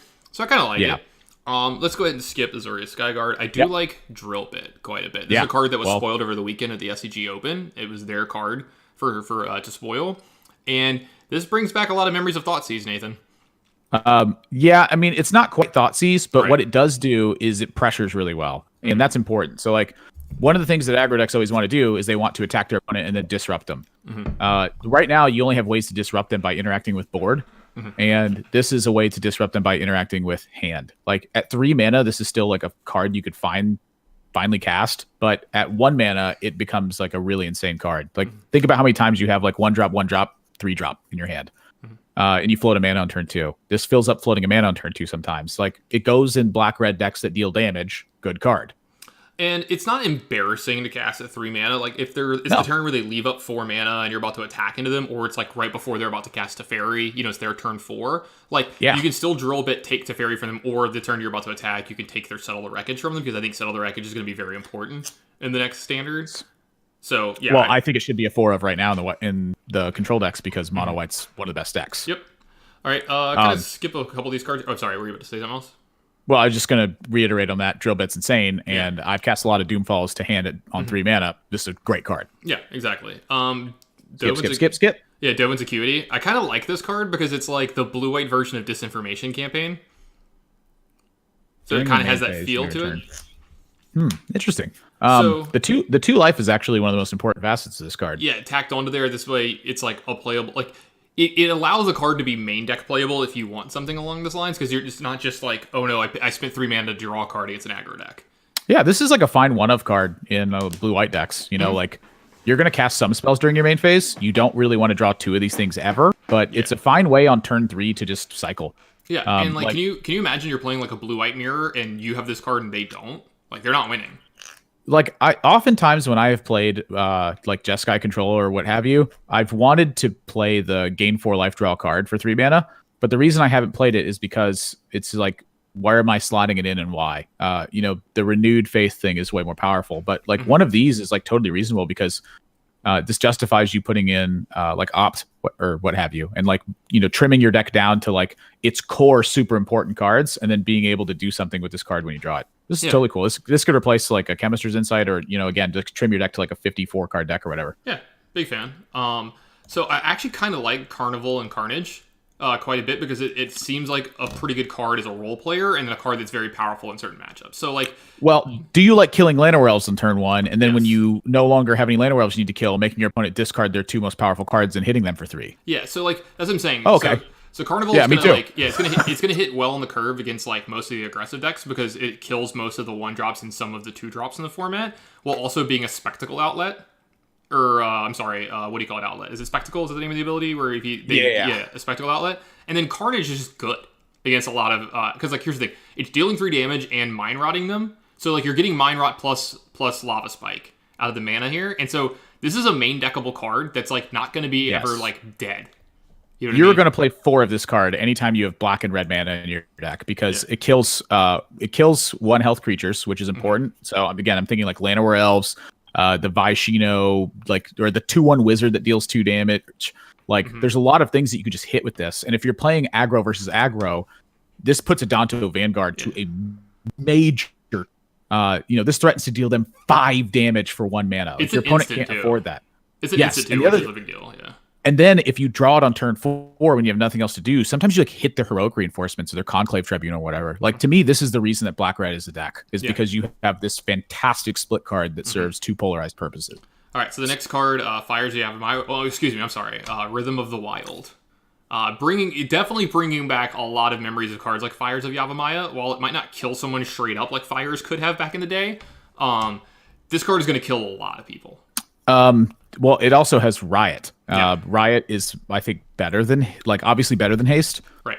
Because you get to choose, and it also makes your creatures not be able to be countered, which is a major effect. Like now, when Fires was good, you had 8 mana 1-drops. That you don't have that anymore. So I think that this card is probably still very strong, just because like when you get initiative and you're able to play this, like you can just seed the board tempo and then start playing things that are bigger than they normally are. Powerful card. And against control, obviously this card is like really scary for them. Yeah, you can invalidate entire sections of their deck. Like nice absorb, nice cards. Like, yeah, you get the 3 life, but my creatures can't be countered anymore, so like you're not getting the effect of the card that you really need. Yeah, it also punishes their range, right? Because oftentimes your opponent, like they kill your board, Wrath of God, and then they're going to, play a Teferi and draw 2 cards. Instead, you get to play a creature and hit them for 4. Yeah, you get to attack right away. Yeah, it's a big deal. Yeah, it's major deal. This card I think is quite powerful, but at the same time, a very punishable effect. Yeah. Speaking of reprints, we're gonna have a couple of them in a row here. The almost fundamental reprint of Mystic Snake. How do you feel about this card? Yeah, well, it's a lizard wizard, and the green really hurts. I think it's going to have a home, but green is way different. Mystic Snake was my favorite cards because it was literally Grizzly Bear and Counterspell mushed into the same card. Like one of the worst green creatures, one of the best blue creatures, or one of the best blue cards. You put them together, and the card, pretty decent. Yeah. So I think this card, again, just fills that role where like. Sometimes you're going to just want to flash it in a turn and attack for 3 when you're going to kill them. And sometimes you just save it and then counter a spell and you win the game. So overall, just a very powerful effect. And, on its own, it's pretty crappy, but combined with other stuff, it's pretty good. With what I'm seeing so far in Standard, like the way I think decks are going to build, I think this is going to be hard to cast. Like, I don't see too many, like, green-blue decks that are going to want this kind of effect. Either they're going to be, like, board-centric and, like, trying to do +1/+1 shenanigans. And, like, I don't think that's going to be very good in Standard. I could be wrong. Well, obviously, remember, we have the 2-mana 0/2. Yeah. I mean, of course, I was saying, it's just like, we're looking for a deck that wants this effect and can cast it, is the thing I'm saying. And, like, I'm not sure I'm seeing that yet. Next card. Sorry, go ahead. Yeah, next card, another reprint. Very good card just in general, but it's a good role player in Standard right now of what we're seeing, and just Mortify. It destroys a creature or an enchantment. So it's Doomblade and I'm sorry, I want to say naturally Demystify on a card here, but you get to choose one or the other. You don't get both. But this is important. Like, we've seen a lot of good enchantments, like we just talked about Rhythm of the Wild. And control decks are going to want to kill that, and so you can just have Mortify in your deck, and it's just a good card because it's going to be it's like Solar Flare effect, right? Your opponent wants to Conclave Tribunal your Teferi, and then you get your Teferi back. If your opponent plays a Banalish Marshal, you get to kill it at the end of their turn. If your opponent plays a Legion's Landing and then tries to attack you with 3 creatures, sometimes you get to either blow up the creature or you get to blow up your opponent plays Experimental Frenzy. You get to blow that up as a top deck. Your opponent plays a Goblin Chain Whirler. You get to blow it up in general. It's a slow card, but it's an important card. And flexible, important cards are good. Yeah, so I don't know the name of this card yet. I'm about to click on it because it's in a different language, but I wanted to read its name. And it's in this language is Artista de la Mina de Fogo, and that is a great name. Artista de Fogo. It's pretty great. Hashtag DeChow. Yeah, DeChow. Yeah, exactly. But it's just Fireblade Artist apparently. So this is a black-red creature that's a 2/2 with haste. Whoa, are we skipping the Sphinx? Yeah, I kind of want to skip the Sphinx. I'm not like the biggest fan of it. Okay, you want to talk about No, okay, Sphinx good. Sphinx good. All right, really good. So white, blue, 4/3 flying vigilance. Spells your opponent's cast that target the Sphinx cost 2 more. So your opponent can't Vraska's Contemptus on curve. Opponent's going to have a tougher time using Cast Down. Your opponent's going to have a tougher time using Lightning Strike. Yeah. Your opponent's going to have a tougher time using Wizard's Lightning. It's a 4/3 vigilance. Like, this card seems good to me. I think it's fine. I don't know if I'd want to play this in a deck, but like I think it's like fine. it's your blue white mid range deck. Like if you're playing a deck that like is mid rangey at all, like you have a threat that is tough to kill. I think this card's like a very playable card. Okay, all right, yeah, that's good. And going back to the Fireblade Arc, so it's a 2/2 for black red with haste, which is like already like playable enough. You know what I mean? Like you're getting like an aggressive creature. You're hoping there's an ability on it that's good, and this ability might be very, very good. Is at the beginning of your upkeep, you may sacrifice a creature. If you do, it deals 2 damage to target opponent or planeswalker. So this is a big ability in this set. What's the first ability on it again? Haste, 2/2. Haste. Oh, it has haste. That's what that was. So my cards are having trouble loading, and I can't. Yeah, it's fine. I got you. So 2/2 haste at the beginning of your upkeep. You may sacrifice a creature, and then you can shock something. Yeah. 2/2 haste. I'm sold. Yeah. Most of the haste creatures are 2/1s, and they die to 1-drops. This one doesn't die to 1-drops. Good card. But yeah, a lot of people are talking about like you need a good sack outlet in standard because there's a lot of stuff of like afterlife or things that happens when it dies and stuff like this. And there's a lot of creatures that die. This is good enough here. And just this is like bad curse scroll, which is still a decent card. No, I think this card's going to be a very good card at some point, and possibly a very good very good role player. It pairs really well with Judith as well. Yeah, just a good card. 2/2 haste. I didn't know it had haste. That makes it way better. Yeah. We'll say, do you see the next couple uncommons? Has any of them caught your eye? Watchwolf catches my eye for sure. The Zertar Goblin. Oh yeah, good card. Yeah, it's just a maybe 3/3 maybe you forgot 2/2 haste. I was excited about that, but 2 mana 3/3. I'm excited about that too. Yeah, exactly. So like depending on what matchup and what you're trying to do, it's just good on both. So ends. like, picture it against Drakes, right? On Drakes, you get to play a 3/3 and say go, and then they're like, crap, I need a lava coil. Yeah. You against red, you get to play it and they can't shock it. Against decks that play Deafening Clarion, you get to attack for 2 on turn 2 and then attack for 2 again. Now it's 2 mana, 4 damage, and your opponent still needs to deal with it. Mm-hmm. Yeah, definitely. I'm definitely a fan of that card. Out of the next couple, this is one of the Death Touch. Yeah, the Orzhov Imposter. This card is interesting to me. It's like a 1/2 with Death Touch and Afterlife 1 for 2 mana. So like, it's a card that trades for some creature out of the deck or a removal spell, and then when it trades, you get a 1/1 flyer out of the deal. So like, I think this card's fine. Borderline, but like I do think that this card could show up somewhere. Well, the reason I think it's good is because of a 2 mana black card that later on happens. But also it's just like decent against Golgari. So like if you can find a way to pressure Golgari while having this in your deck, it's just a good way to like have them mute a Wild Growth Walker or a Jade Light Ranger or what have you. Yeah. All right, another card I'm kind of cool about. I like this card a lot. Rakdos Firewheeler, the black red card. Yeah, I was pretty high on this card, and then I realized that the 4 flying guy, and you have this 4 mana Spectacle 2-drop. So you have Phoenix to compete with as well. So I think this card actually just doesn't make the cut. But overall, decent card. I do think it's overall because like it always shocks your opponent, and then it can hit a creature or planeswalker as well. So like I do think this is a decent curve topper. Like I can see myself playing a few of these for like creature matchups in my black red deck, just to like make sure my creatures get through. I always have that extra little bit of oomph. It matters if the body's relevant. The fact that it's a 4/3 kind of sucks. Like it just dies to all of the red removal spells, but like nothing's perfect. But it kills a red thing. But it kills a red thing too. Yeah, so sometimes you're getting some value out of this. Yeah. To me, one of the most important facets is that it hits player and planeswalker, so it pressures Teferi really well, and then also against white decks, it does a pretty good job of fighting for board. So overall, I'm pretty excited about it. Cool. Yep. Punishes Adanto Vanguard. Very important mechanism to beating white decks. Yeah. Another cool split card here. Going to talk about Depose and Deploy. The one thing that I have to say about the front half of this is you can't just cycle it on turn 2. Like you have to have a target. Well, I'm more just reading the right half of it and saying, "Wow, that's a good card."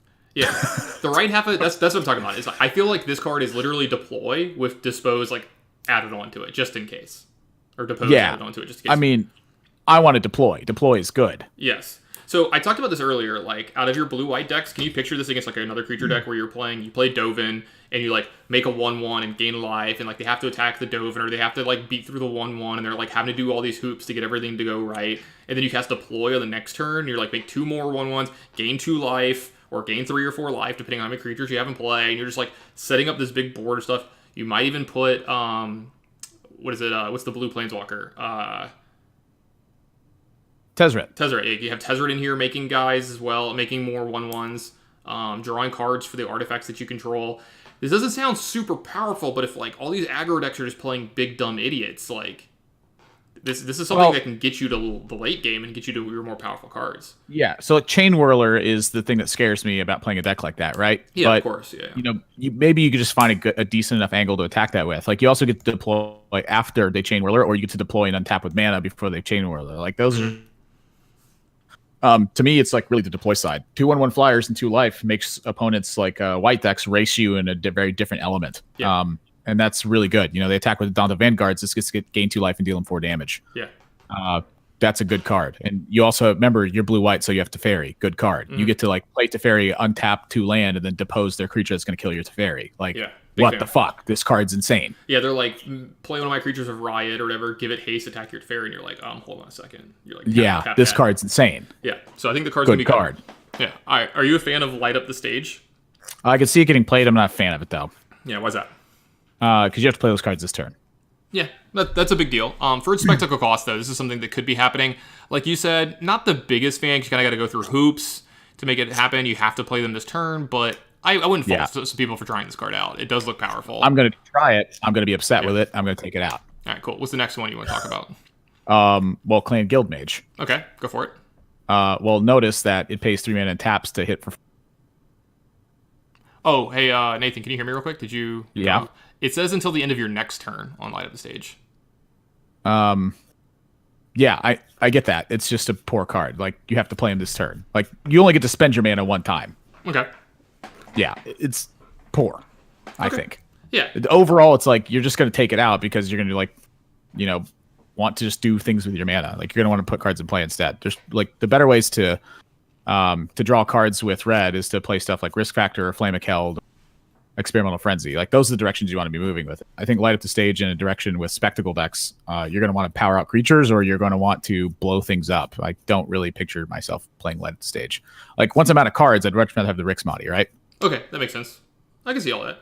All right, tell me why you like Clan Guildmage. Yeah, there might be, Bajan, there might be some modern application with this card, possibly. The thing is like, a lot of the times, like, cards like this, you're going to be using them, like, main phase 1, and you can't do that as well, because, like, you're going to need to be attacking. I don't know. It feels like a card that you have to do too much to make it really good, but we'll have to see. I think I wouldn't fault anybody for trying it, for sure.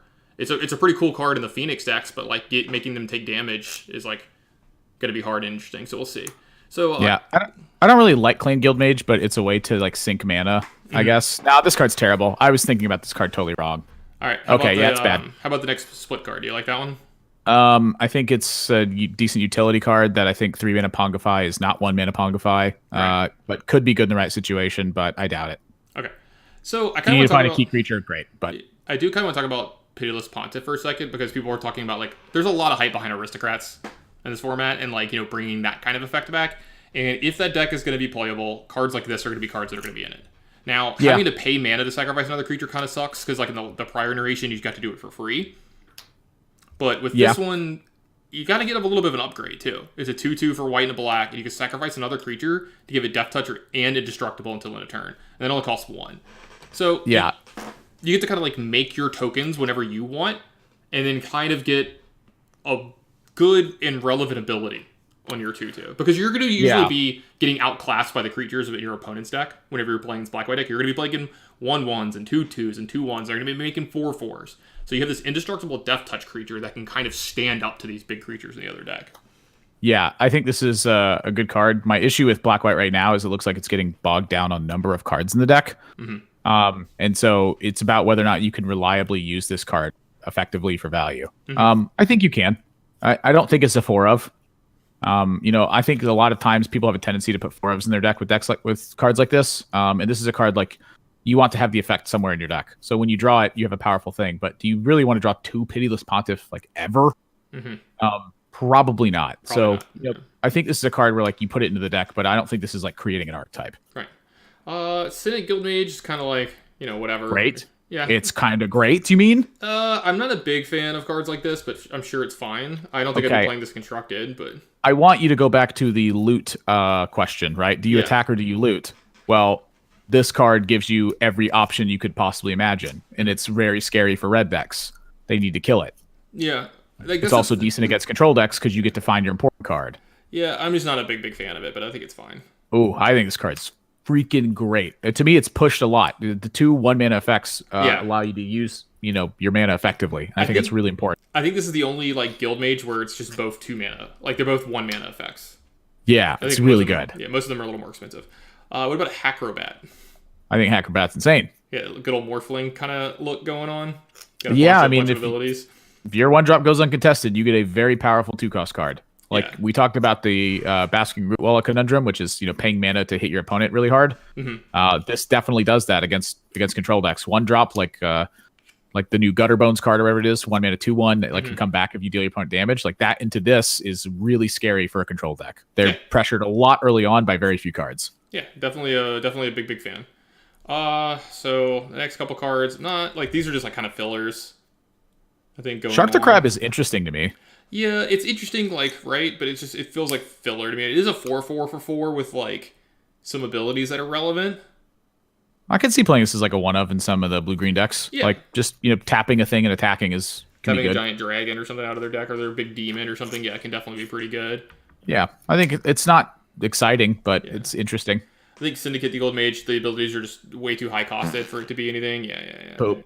Good limited card, bad everything card. Yeah, but I'm trying to find the next one that's going to be like something that looks like it might actually go into a constructed deck. Now, here's one that could possibly in Sphinx's Insight. Let's say that the aggressive decks are very good, and you're just one of those blue-white decks that wants to churn through your deck as much as possible, draw as many cards as possible, gain as much life, and stay alive. If you go to, like, we talked about this earlier, Revitalize on 2, Absorb on 3, Sphinx's Insight on 4. Yeah. Now that I've seen Dovin's Acuity, I don't think this card's good anymore. Right. But, before that, I thought it was okay. Okay. Dovin's Acuity's way outclassed this card. Yeah, okay. I can see that. That's my opinion. Yeah, this definitely looks pretty great to me, though. Like, I think it's a card that, like, I wouldn't be surprised if it showed up in Standard. If someone started playing it or whatever. It wouldn't super impress me, but I can see it doing some things. Yeah, well, can we get to a card that might really impress you? Is this going to be Imperious Oligarch? It's going to be the 1-mana 1/1. I was gonna get to that one, but we can go to that one first. Yeah, the Salamander. Well, Imperious Oligarch is mediocre. I think it's fine. Like if you're in an aristocratic type deck and you're in black-white, like this card is, I think, good enough at some point. With flying makes the tokens important, but we have 2/1 that makes a lifelink token, and it's not good. So I don't think this card's all right, well, talk to me about the Salamander. Okay, well, Salamander flyer, decent card, and then it adapts and it gets cheaper as you have cards in your graveyard, which is exactly what these types of decks do. I think this card's insane. Like imagine Treasure Cruise, but instead of drawing 3 cards, instead you draw like a big creature onto the board. Yeah, and it has flying. By the way, you played it on turn 1. This card's insane. Okay, so there's been a lot of hype behind this card, like a lot of hype lately, and yeah. I'm very interested. I'm not trying to be a naysayer, but I'm trying to see it, and like I see where the power is coming from, but like, well, imagine a fair Delver card. Right. No. I definitely see the comparisons. Yeah, it's fair Delver. It's not new Delver. It's fair Delver. You have to do a lot of things to make it work, but it works. No, for sure. Like, this is good at almost every single stage of the game. And the fact that it's going to, at some point in time, cost like 2 or 3 mana to make it a 5/5, the more I think about it, the more I'm like, yeah, maybe this card is actually just fine. Also, like, we already have a... Go ahead. The mono blue decks are struggling to play enough creatures because there just aren't enough of them. And now you get another 1-drop, which is the most important creature. Like, the most important creature is the most important one, and that's the one that they need, and that's the one that they're missing, and this fills that role. Like, this card is fantastic, I think, by every standard of measure of a creature that you want in a tempo deck. Yeah, definitely a big fan. All right, so I'm going to pull up these two here. We're on Skewer the Critics and Growth Spiral. I'm going to let you talk about them for a minute. I actually have an important phone call that I need to take for like 2 seconds. So if you want, you can talk here. I'll be back as quickly as possible. Okay, well, we're going to talk about Skewer the Critics. Do you like burn spells? Me too. It goes in your deck. It's a good burn spell. It's a good card. Let's talk about Growth Spiral for a second. Growth Spiral is more restricted than Explore, but I think Explore was too good. So this card's way less elegant than that, but it still seems very good to me. Again, they keep telling me that they don't like fog decks, but then they keep printing cards that support fog decks, so I don't believe them. Growth Spiral, good card. Skewer is better card because damage is damage. I don't really have much else to talk about. So if you're following along with the spoiler list, I'll just link it in chat. Maybe you don't have it, but you can follow along where I link it. I'm going to go to Angel of Grace because Angel of Grace excites me a lot, but not to the price point that I'm seeing on pre-orders, but still excites me a lot. Angel of Grace, white 3, 5/4, flash, flying. Okay, I don't really need to read you the rest of the text, but I'll talk to you about flash creatures real quick. So Restoration Angel served an important facet in the metagame it was in, not only because it had the blink effect on your creature where it would exile it and then return it to play and get some value, but it was also a flash threat. And so in decks that play white with cards like this, they need range on like their turn 4 and turn 5 mana plays. Like if your opponent plays Teferi and you respond with Angel of Grace, and then you get to untap 5 mana and play into 6 mana, you have a 5/4 flying flash creature that's threatening their Teferi and stays alive. If it's in play and you would die, sometimes you don't die instead. And when it's in your graveyard, you get to pay 6 mana and not die sometimes. This card is doing everything on one card that you want a big range card at the end of the game to do. Angel of Grace is very exciting to me. It's quite mundane. And again, I'm quite scared of cards like this because they create really, really linear play to the way that the blue-white kind of decks will play, which is they do the same thing every single time, have almost the perfect card against you every single turn. So it's an extremely powerful effect. I'm on Angel of Grace. I'm going off about how dumb and powerful this card is. Yeah, I think it's okay. So I had a talk with Brendan Candio about this card, like the moment it got spoiled, because he actually tagged me in it and put it up on Twitter, calling it my invitational card because it's got my name in it, and then it's he's gotten second place so many times they decided just to give him a card that like guarantees you don't die for like one more turn or whatever. Good God, this card is so good. So here's the thing, I think this card is insanely powerful on the card, right? Like obviously, like we're looking at it's got flash and flying for 5 mana, and it's a 5/4. Yeah, and then you're attacking on 2 more cards, one of which is Angel's Grace, which is why it's called Angel of Grace. It's kind of like an alliteration kind of thing there. And then the 6 mana exile it from your graveyard, gain 10 is actually something that matters. Like this is not irrelevant, Well, did you mention that it's a 5/4 flying flash for 5? Yeah. It doesn't need text. Yeah, so it's got some sweet stuff. Like here's the thing. If the blue-white deck is passing on like turn 4 and 5 and like 6 and stuff with like counter spells and stuff like that, and you're like, play my creature, riot, give it haste, attack you for 3 or whatever, and you're like, make a 5/4 block it. Like that's something the blue-white decks haven't really had in their range. God, this card's insane. Also, have you talked about that it's like kind of a foil to Banefire? Like it gives also, you have we talked about that the most important facet, it pressures Teferi and your opponent. Yeah, and that's really, really good.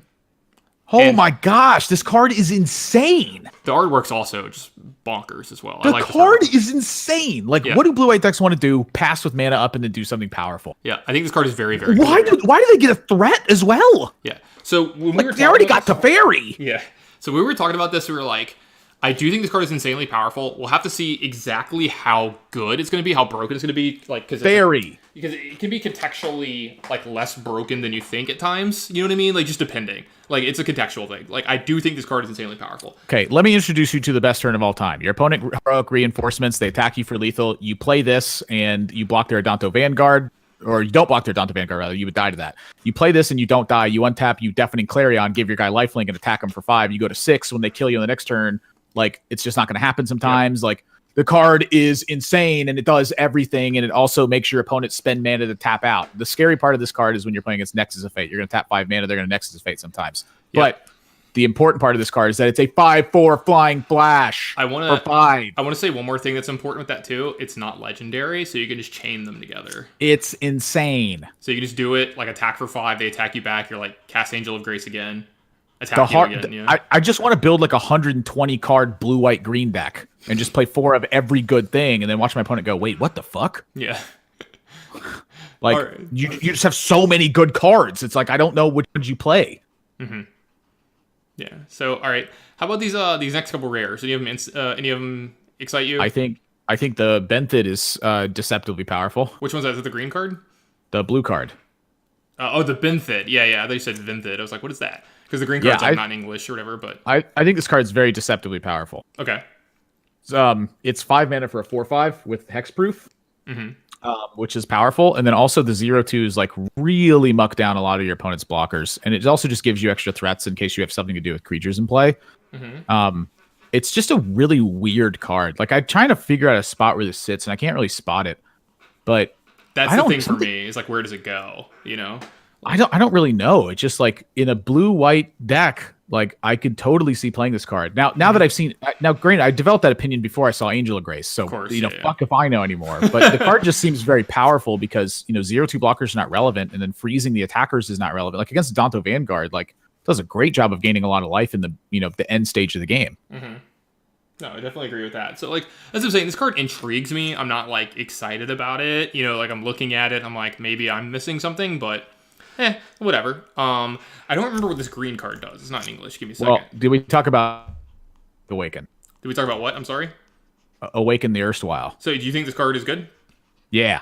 Okay, tell me about it. I think in decks that want to just play stuff and graveyard things, this card's really good because against control decks, you make them discard their whole hand and they make zombies. So going into Teferi turn, you force a counter spell with pressure out. Going into Settle the Wreckage turn, you can play this and get rid of their Settle the Wreckage and then just fight them on board for value. Like you're going to have the Memorial to Folly in this deck. I think that this card overall is a very strong card that disrupts a lot of strategies. Yeah, I'm not sure I see it, but I can see where you're going. I hear what you're saying. Well, can I Awaken the Erstwhile and then top deck powerful things like Nicol Bolas or Elder Scrolls or basically any sort of black-green mid-range deck that wants to have endgame power versus decks that once you've run out of cards, you play this and their 2/2s are muted because you just have a bunch of 4/3s and crap out. Okay, makes sense. I think it's just like it's a very weird. What's the word where it's a very weird mutual effect that like is super powerful if your opponent has a lot of responding cards in there. Like playing a Llanowar Elf into a Jadelight Ranger into this is like a real thing, I think. Okay, I can see that.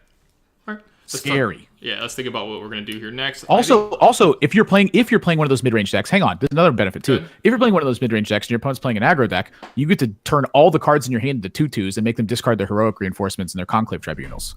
Okay. Oh, this card's insane. Okay. Awakening's insane. All right, sure. I'm convinced.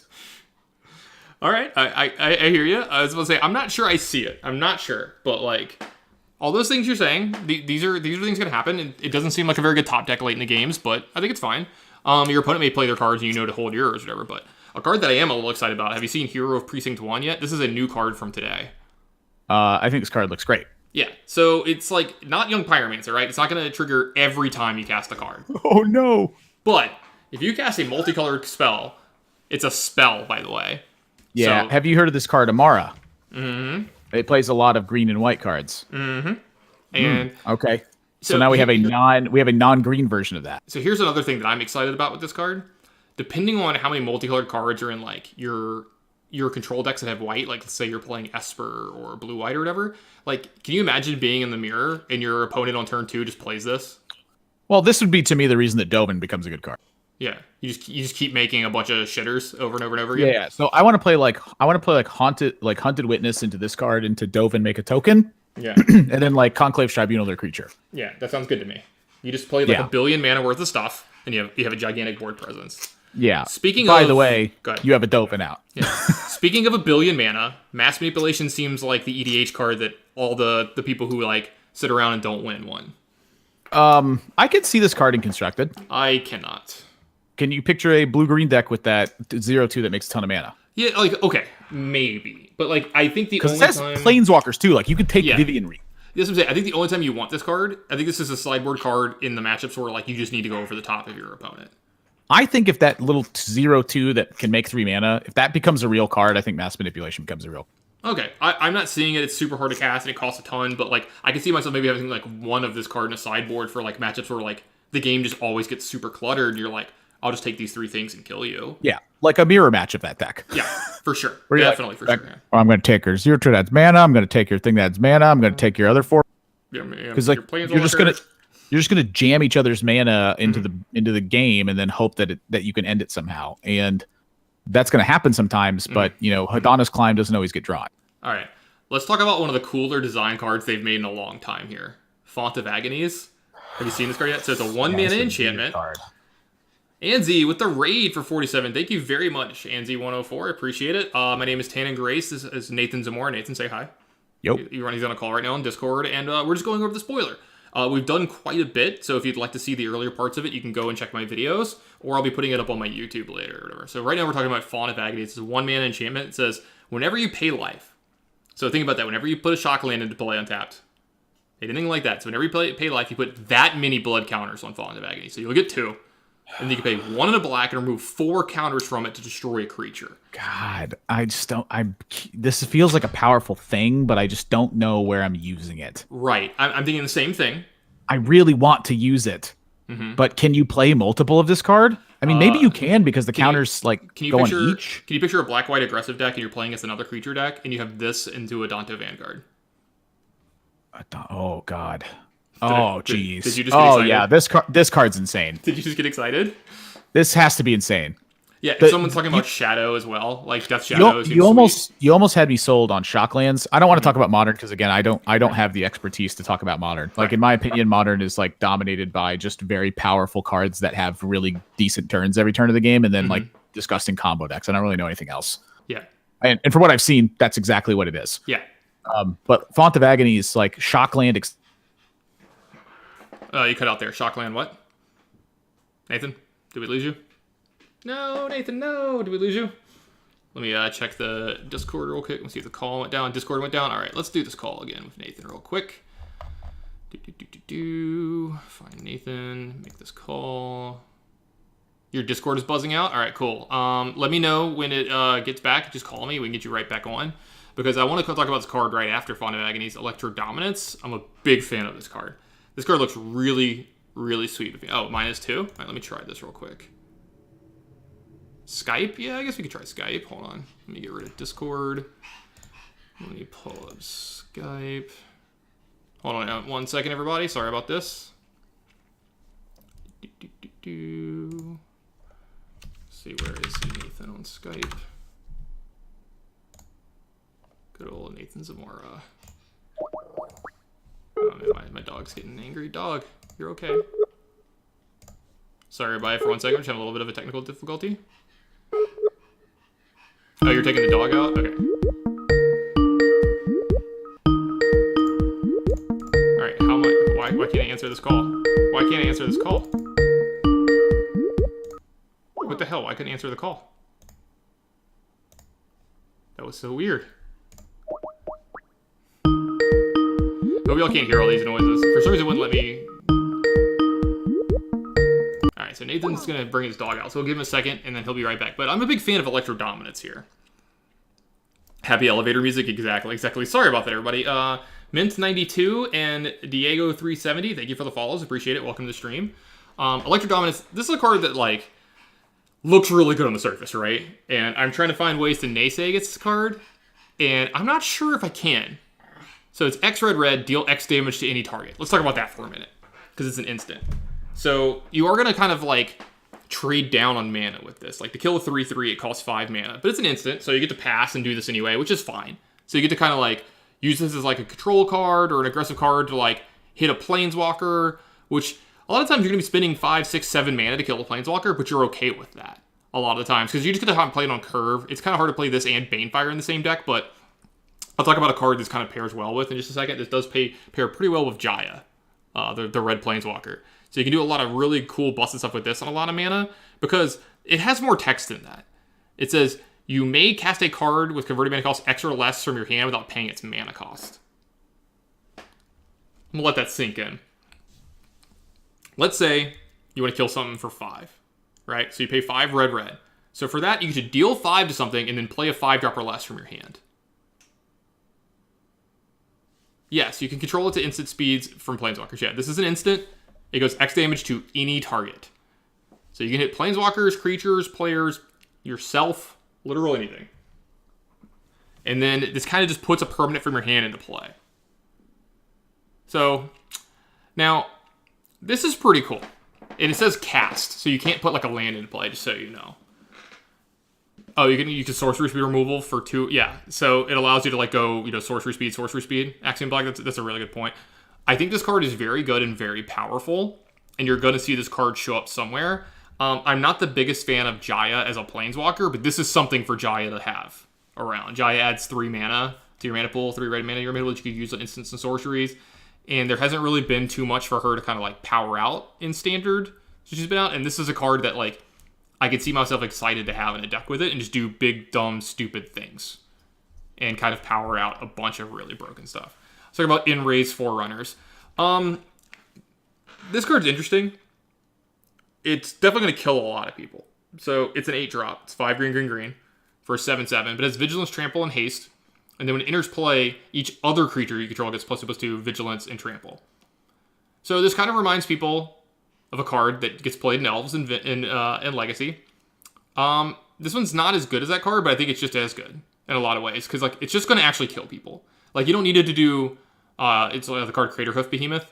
You don't need this to do +X like Behemoth does because like how many times do you Behemoth people for Xaxes? It doesn't happen super often. A lot of people just die from the effect. So if you have a deck that makes a lot of mana, we were talking earlier about the 0/2 that can tap for 3 mana or whatever, you can do a whole bunch of stuff. Oh, we can go full meme with this and Niv Mizzet. Oh, I'm in Axiom. Electro Dominance into Niv Mizzet. Yeah. Seems like the kind of thing that you want to be doing with that much mana for sure. Now, let's move on to Lumbering Battlement. So this is a card that just seems to get printed over and over again, any kind of effect with it. This starts to lead to really redundant and stupid loops, though, which kind of get on my nerves, but cards like this are generally pretty powerful. So this is a Vigilance 4/5 for 5 mana, but when it enters the battlefield, you can exile any number of other non-token creatures you control until Lumbering Battlement leaves the battlefield. So you get them back when this dies. So you can have it as like Wrath Insurance. You could like play it, pick up a few things, and they either need to kill this and you get your stuff back, or they die, because it gets +2/+2 for each card that you exile with it. Let's start to also talk about the fact that if you do this, you get the come into play effects on the cards that leave. So if you're playing anything that like does something when it comes into play, you're just getting extra added value. Caligoletto 3, thank you for the follow. Appreciate it. Welcome to the stream. A lot of people talked about this card, Sphinx of Foresight. Who was it? Ben Freeman went as far as to say that he thinks it might be the best card in the set. So this card's pretty interesting. It's a 4/4 flyer for 4, pretty good rate. At the beginning of your upkeep, you can scry 1. That's a decent rate for a 4/4 flyer for 4. Not super interested into it, but it does say you may reveal this card from your opening hand. If you do, scry 3 at the beginning of your first upkeep. That's a pretty powerful effect.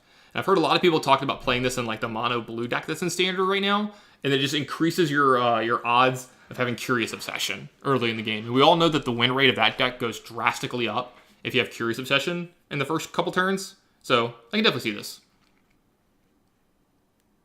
So I can see this card showing up. I'm not sure it's something I'm going to be using, but imagine doing it twice turn 1, just scrying 6. That could be interesting too. Like if you just have 2 of these in your opening hand, you scry 6 and like you just get to set up the rest of the game pretty much. All right, I can see that. That'd be kind of cool. All right, I think this card's going to show up in standard quite a bit. Gutter Bones. We've seen this card printed time and time and time again. It's a 2/1 for 1 black. Comes into play tapped. And then you can pay 2 mana to return it from your graveyard to your hand. But you can only activate it during your turn and only if your opponent lost life this turn. So we've seen this kind of like printed over and over again, and it's always a player in standard. The recurable, cheap threat with a high power and relative to its casting cost. So this is the kind of card that you're going to see some kind of aggro deck just have 4 of them in it, and the card's going to look pretty innocuous, but you're going to die to it because it's going to do anywhere from 2 to 8 damage to you over the course of the game, of it just happening over and over and over again, and it's just hard for you to deal with, hard for you to get rid of permanently. So definitely see this card being a player in standard. Next one, Immolation Shaman. I think this card is a card that you're going to see in some formats. Some people are even talking about possibly in Modern. So this card, it's a 1/3 for 2 mana. It says when an opponent activates an ability of an artifact, creature, or land that isn't a mana ability, Immolation Shaman deals 1 damage to the player. So this is actually pretty cool. Anytime they use something like Adanto's Vanguard, creature abilities like that, they activate. This one activates, this one count Planeswalkers? It doesn't. It's only artifact, creatures, or lands. Okay. So if they do that, or if you're playing against something like Crackland Ironworks in Modern, this is a card that can kill them just sitting in place. So they need to remove this before they start going off.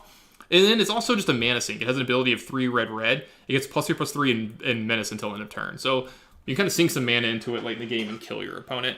I'm not 100% sold on this. It looks like a good role player out of the sideboard. I don't know about having it in the main deck, but whatever. Next, we have a card called Rampage of the Clans. This is a pretty cool one for like EDH and some other stuff. It's a 4-mana instant, 3 and a green. Destroy all artifacts and enchantments. For each permanent destroyed this way, its controller puts a 3/3 Centaur token into play. This can cause some crazy, crazy shit going on in games like EDH stuff. Not sure I see this too much in Standard or in Modern or anything like that, but I'm sure someone somewhere is going to make this card, try to be a thing. So let's see, is Nathan back anytime soon? Nathan, you coming back anytime soon, bud? It's getting lonely in here by myself. I'm trying to think of any of these next ones or any exciting cards. I'm not a super big fan of a lot of these. Smothering Tide's kind of like whatever. Same with Variety Circle, things like that. Who's realistic in playing Harsh Mentor? Harsh Mentor shows up in some sideboards sometimes. It's like a card that's okay against some of the combo decks and stuff like that. In Modern, it's definitely showing up in some decks. So.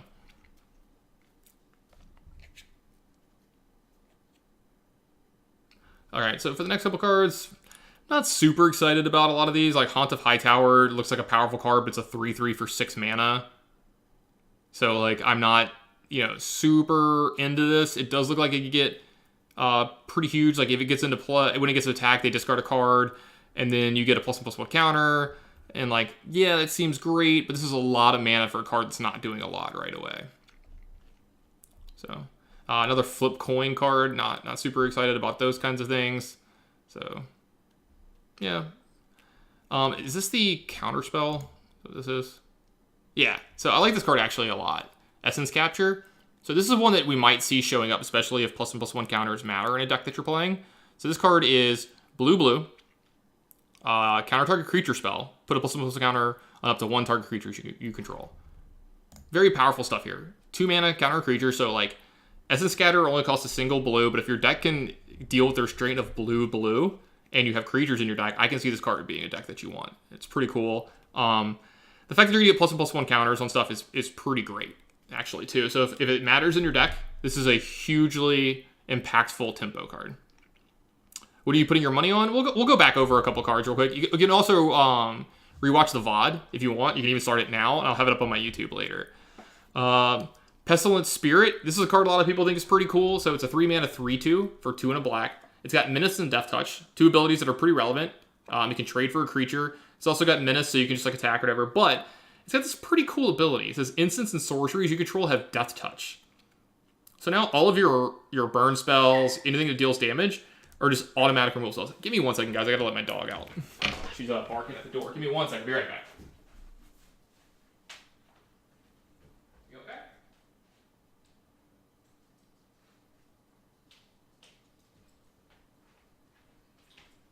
All right. Coming back. 1 second here.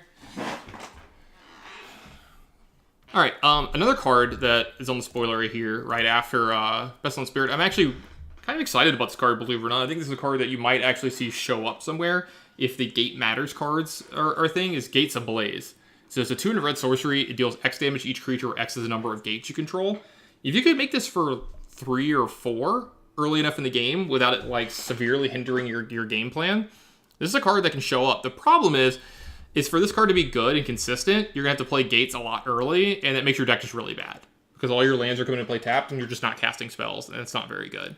So, yeah, where's my Maze's End? Yeah, exactly. I'm so glad we don't have something like Maze's End in this format. I was not a big fan the first time around. Wilderness Reclamation, a lot of people are talking about this in like a lot of the Bant decks. Definitely seems pretty cool. Not a big fan of cards like this that don't have a lot of effect, and you need other cards for them to be very, very good, but I can see people playing this in the Bant deck. I mean, Scape Shift for Maze's End, I know, right? Scape Shift and Maze's End in the same format would be pretty interesting. So, I'm kind of glad we haven't seen that yet. It's something, I don't think we've seen every card in the set yet, so maybe it will show up a little bit later, but I'm glad we don't have anything like that. But a lot of people are talking about Wilderness Reclamation being in like the Bant Fog deck and stuff like that, showing up in those, so yeah, could definitely see that one showing up. Here's a card I know that Nathan is actually pretty damn high on. Priest of Forgotten Gods. So this is a 1/2 for 1 and a black. And a lot of people are pretty excited about this card because I think this is pretty powerful. So it says tap, sacrifice 2 other creatures. So it says other. So you need 3 creatures with this. It can't be it and one other creature. This card needs 2 other creatures than itself. Any number of target players lose 2 life and sacrifice a creature, and then you add black, and draw a card. This is very powerful if you make this happen. So you can have this in kind of like an aristocrats type build. Any creatures that, when they die, they do stuff, or your deck where like graveyard matters. Don't forget undergrowth is a thing. So like putting creatures into yard is a big deal. Plus this gets to like, you get to keep casting spells. So you're adding mana, you're drawing a card, they're losing life, they're sacrificing a creature. This card's pretty good. The fact that it's a 1/2, so like it's like almost never relevant attacking is kind of irrelevant because the ability is so powerful that you don't really need it to be relevant in combat too much, but it can block and do some other stuff. And then let's not forget it's a human, and that can kind of be relevant, and we can find this off of stuff like Militia Bueller. So like a deck with just a whole bunch of creatures and this kind of ability can be pretty damn good. Not the fact that it keeps like fueling itself by adding mana and drawing a card is kind of scary. So I forget what card is this one? So Holland Wayfinder. Oh, okay. So this card's pretty cool too as well. So this is a 2 mana, 2/1, 1 and a green. This is when it enters the battlefield, look at the top 4 cards of your library. You can reveal a creature or land card from the top of your library, put the rest on the bottom, and you get to put it on the top of your library. Sorry, and you put the rest on the bottom in random order. This card could be like a role player. I'm not super excited by it, but like the fact that you always gonna hit lands and creatures. So yeah, endless engine for getting back your 1 and 2, your 1-drop 2/1s is 2. Yeah, like I think Priest of Forgotten Gods is like a pretty scary, powerful card, and I think it's a card that's gonna show up and do a lot of things in standard and be very, very good. Another card that I think is going to show up in standard, a lot of sideboard plays, Cry of the Canarium here. So it says it's 1 black. It's like the infest of this set that we get in almost every set. It's 1 black. All creatures get -2/-2 until end of turn. That card is enough to be playable right there out of your sideboard. But it says exile all creature cards in all graveyards that were put there from the battlefield this turn. If a creature would die this turn, exile it instead. So this card's pretty interesting, right? This is going to stop people from using stuff like Afterlife, or the dies triggers aren't going to go off as well, because it says if it would die, exile it instead. So if it's a creature that when it dies it makes a token or anything like that, none of that is going to go off. So I think this card is great. You're going to see this in sideboards all over the place. So the deck can cast it. I think this is going to be a pretty big role player in standard out of a lot of sideboards. Another good role player in standard. Very possible that Quench is going to make a show. And yes, in the last standard, we did have a card just like Quench in Revolutionary Rebuff that didn't see a lot of play, if any play at all. But that format was a lot about like gear hooks and stuff going around, and it couldn't counter artifacts. And a lot of the better cards in that format were artifacts. And this one doesn't have that drawback.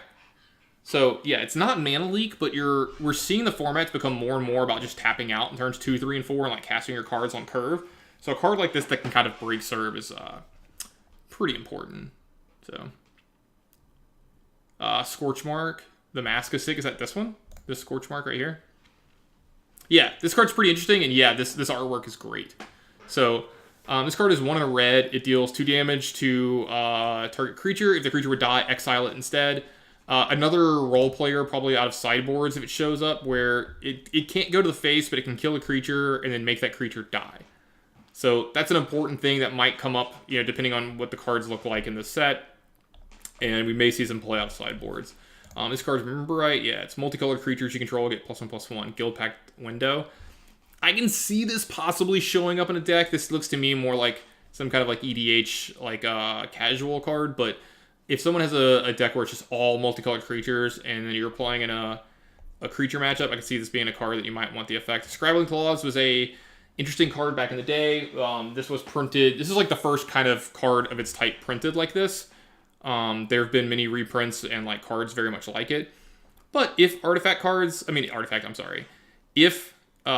cards are trying to do stuff in your graveyard, this card's gonna be pretty important. You don't get to get the card immediately that you want. You get to make them exile a card from their graveyard, but you can sacrifice it to exile a specific card and draw a card. So it's not Relic of Progenitus, but it's pretty damn close. And it's pretty good. It doesn't get the whole graveyard, but if you're trying to get one specific card, this thing's pretty damn good. And you'll see it show up somewhere.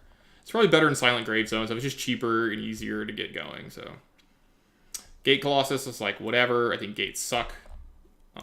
What's this rare land do? Okay, okay. I could see this land showing up somewhere. So Harmony Square says when it enters the battlefield, you control 2 more gates, gain 3 life. If you can make a control deck that has that sweeper in it, where gates just don't kill you, like playing that many gates, and you gain 3 life off playing this land, then that's fine. It taps for a colorless or it taps for 1 mana of any type that a gate can produce. So you have to play gates for this card to be good. But I can see it. I can see it. Also, let's talk for a second about the art on the gates. God, they are amazing. Like, this Simic Guild Gate's amazing. This Gruul Guild Gate is amazing. I actually think the art on the Guild Gates is possibly better than the arts on the dual lands. Obviously, the dual land's going to have huge impact. Huge impacts in Standard because you're going to be able to cast all stuff. What's Trudon saying here? If gates are a thing, it will be because of that land, the gate, and the gate Pyroclasm. Yeah, that's what I was just saying. Like, those cards all seem great. Also, these lands seem amazing. The Ravnica Weekend Guild lands. These all seem really good. So, the Gruul one is godlike. Are you talking about this one? The one that's like, it's just their door and nothing else? Like, everything else is gone? It's just so Gruul. It's called Gategasm. Okay. Gategasm. I like it. Alright, so it looks like it's going to be it for the spoiler today. And I'll tell you what, let's actually play some games of Magic. Let's do that. So let's switch over to this. So you can actually see me again now. And let's pull up Arena. What's up, Marty Party? How's it going?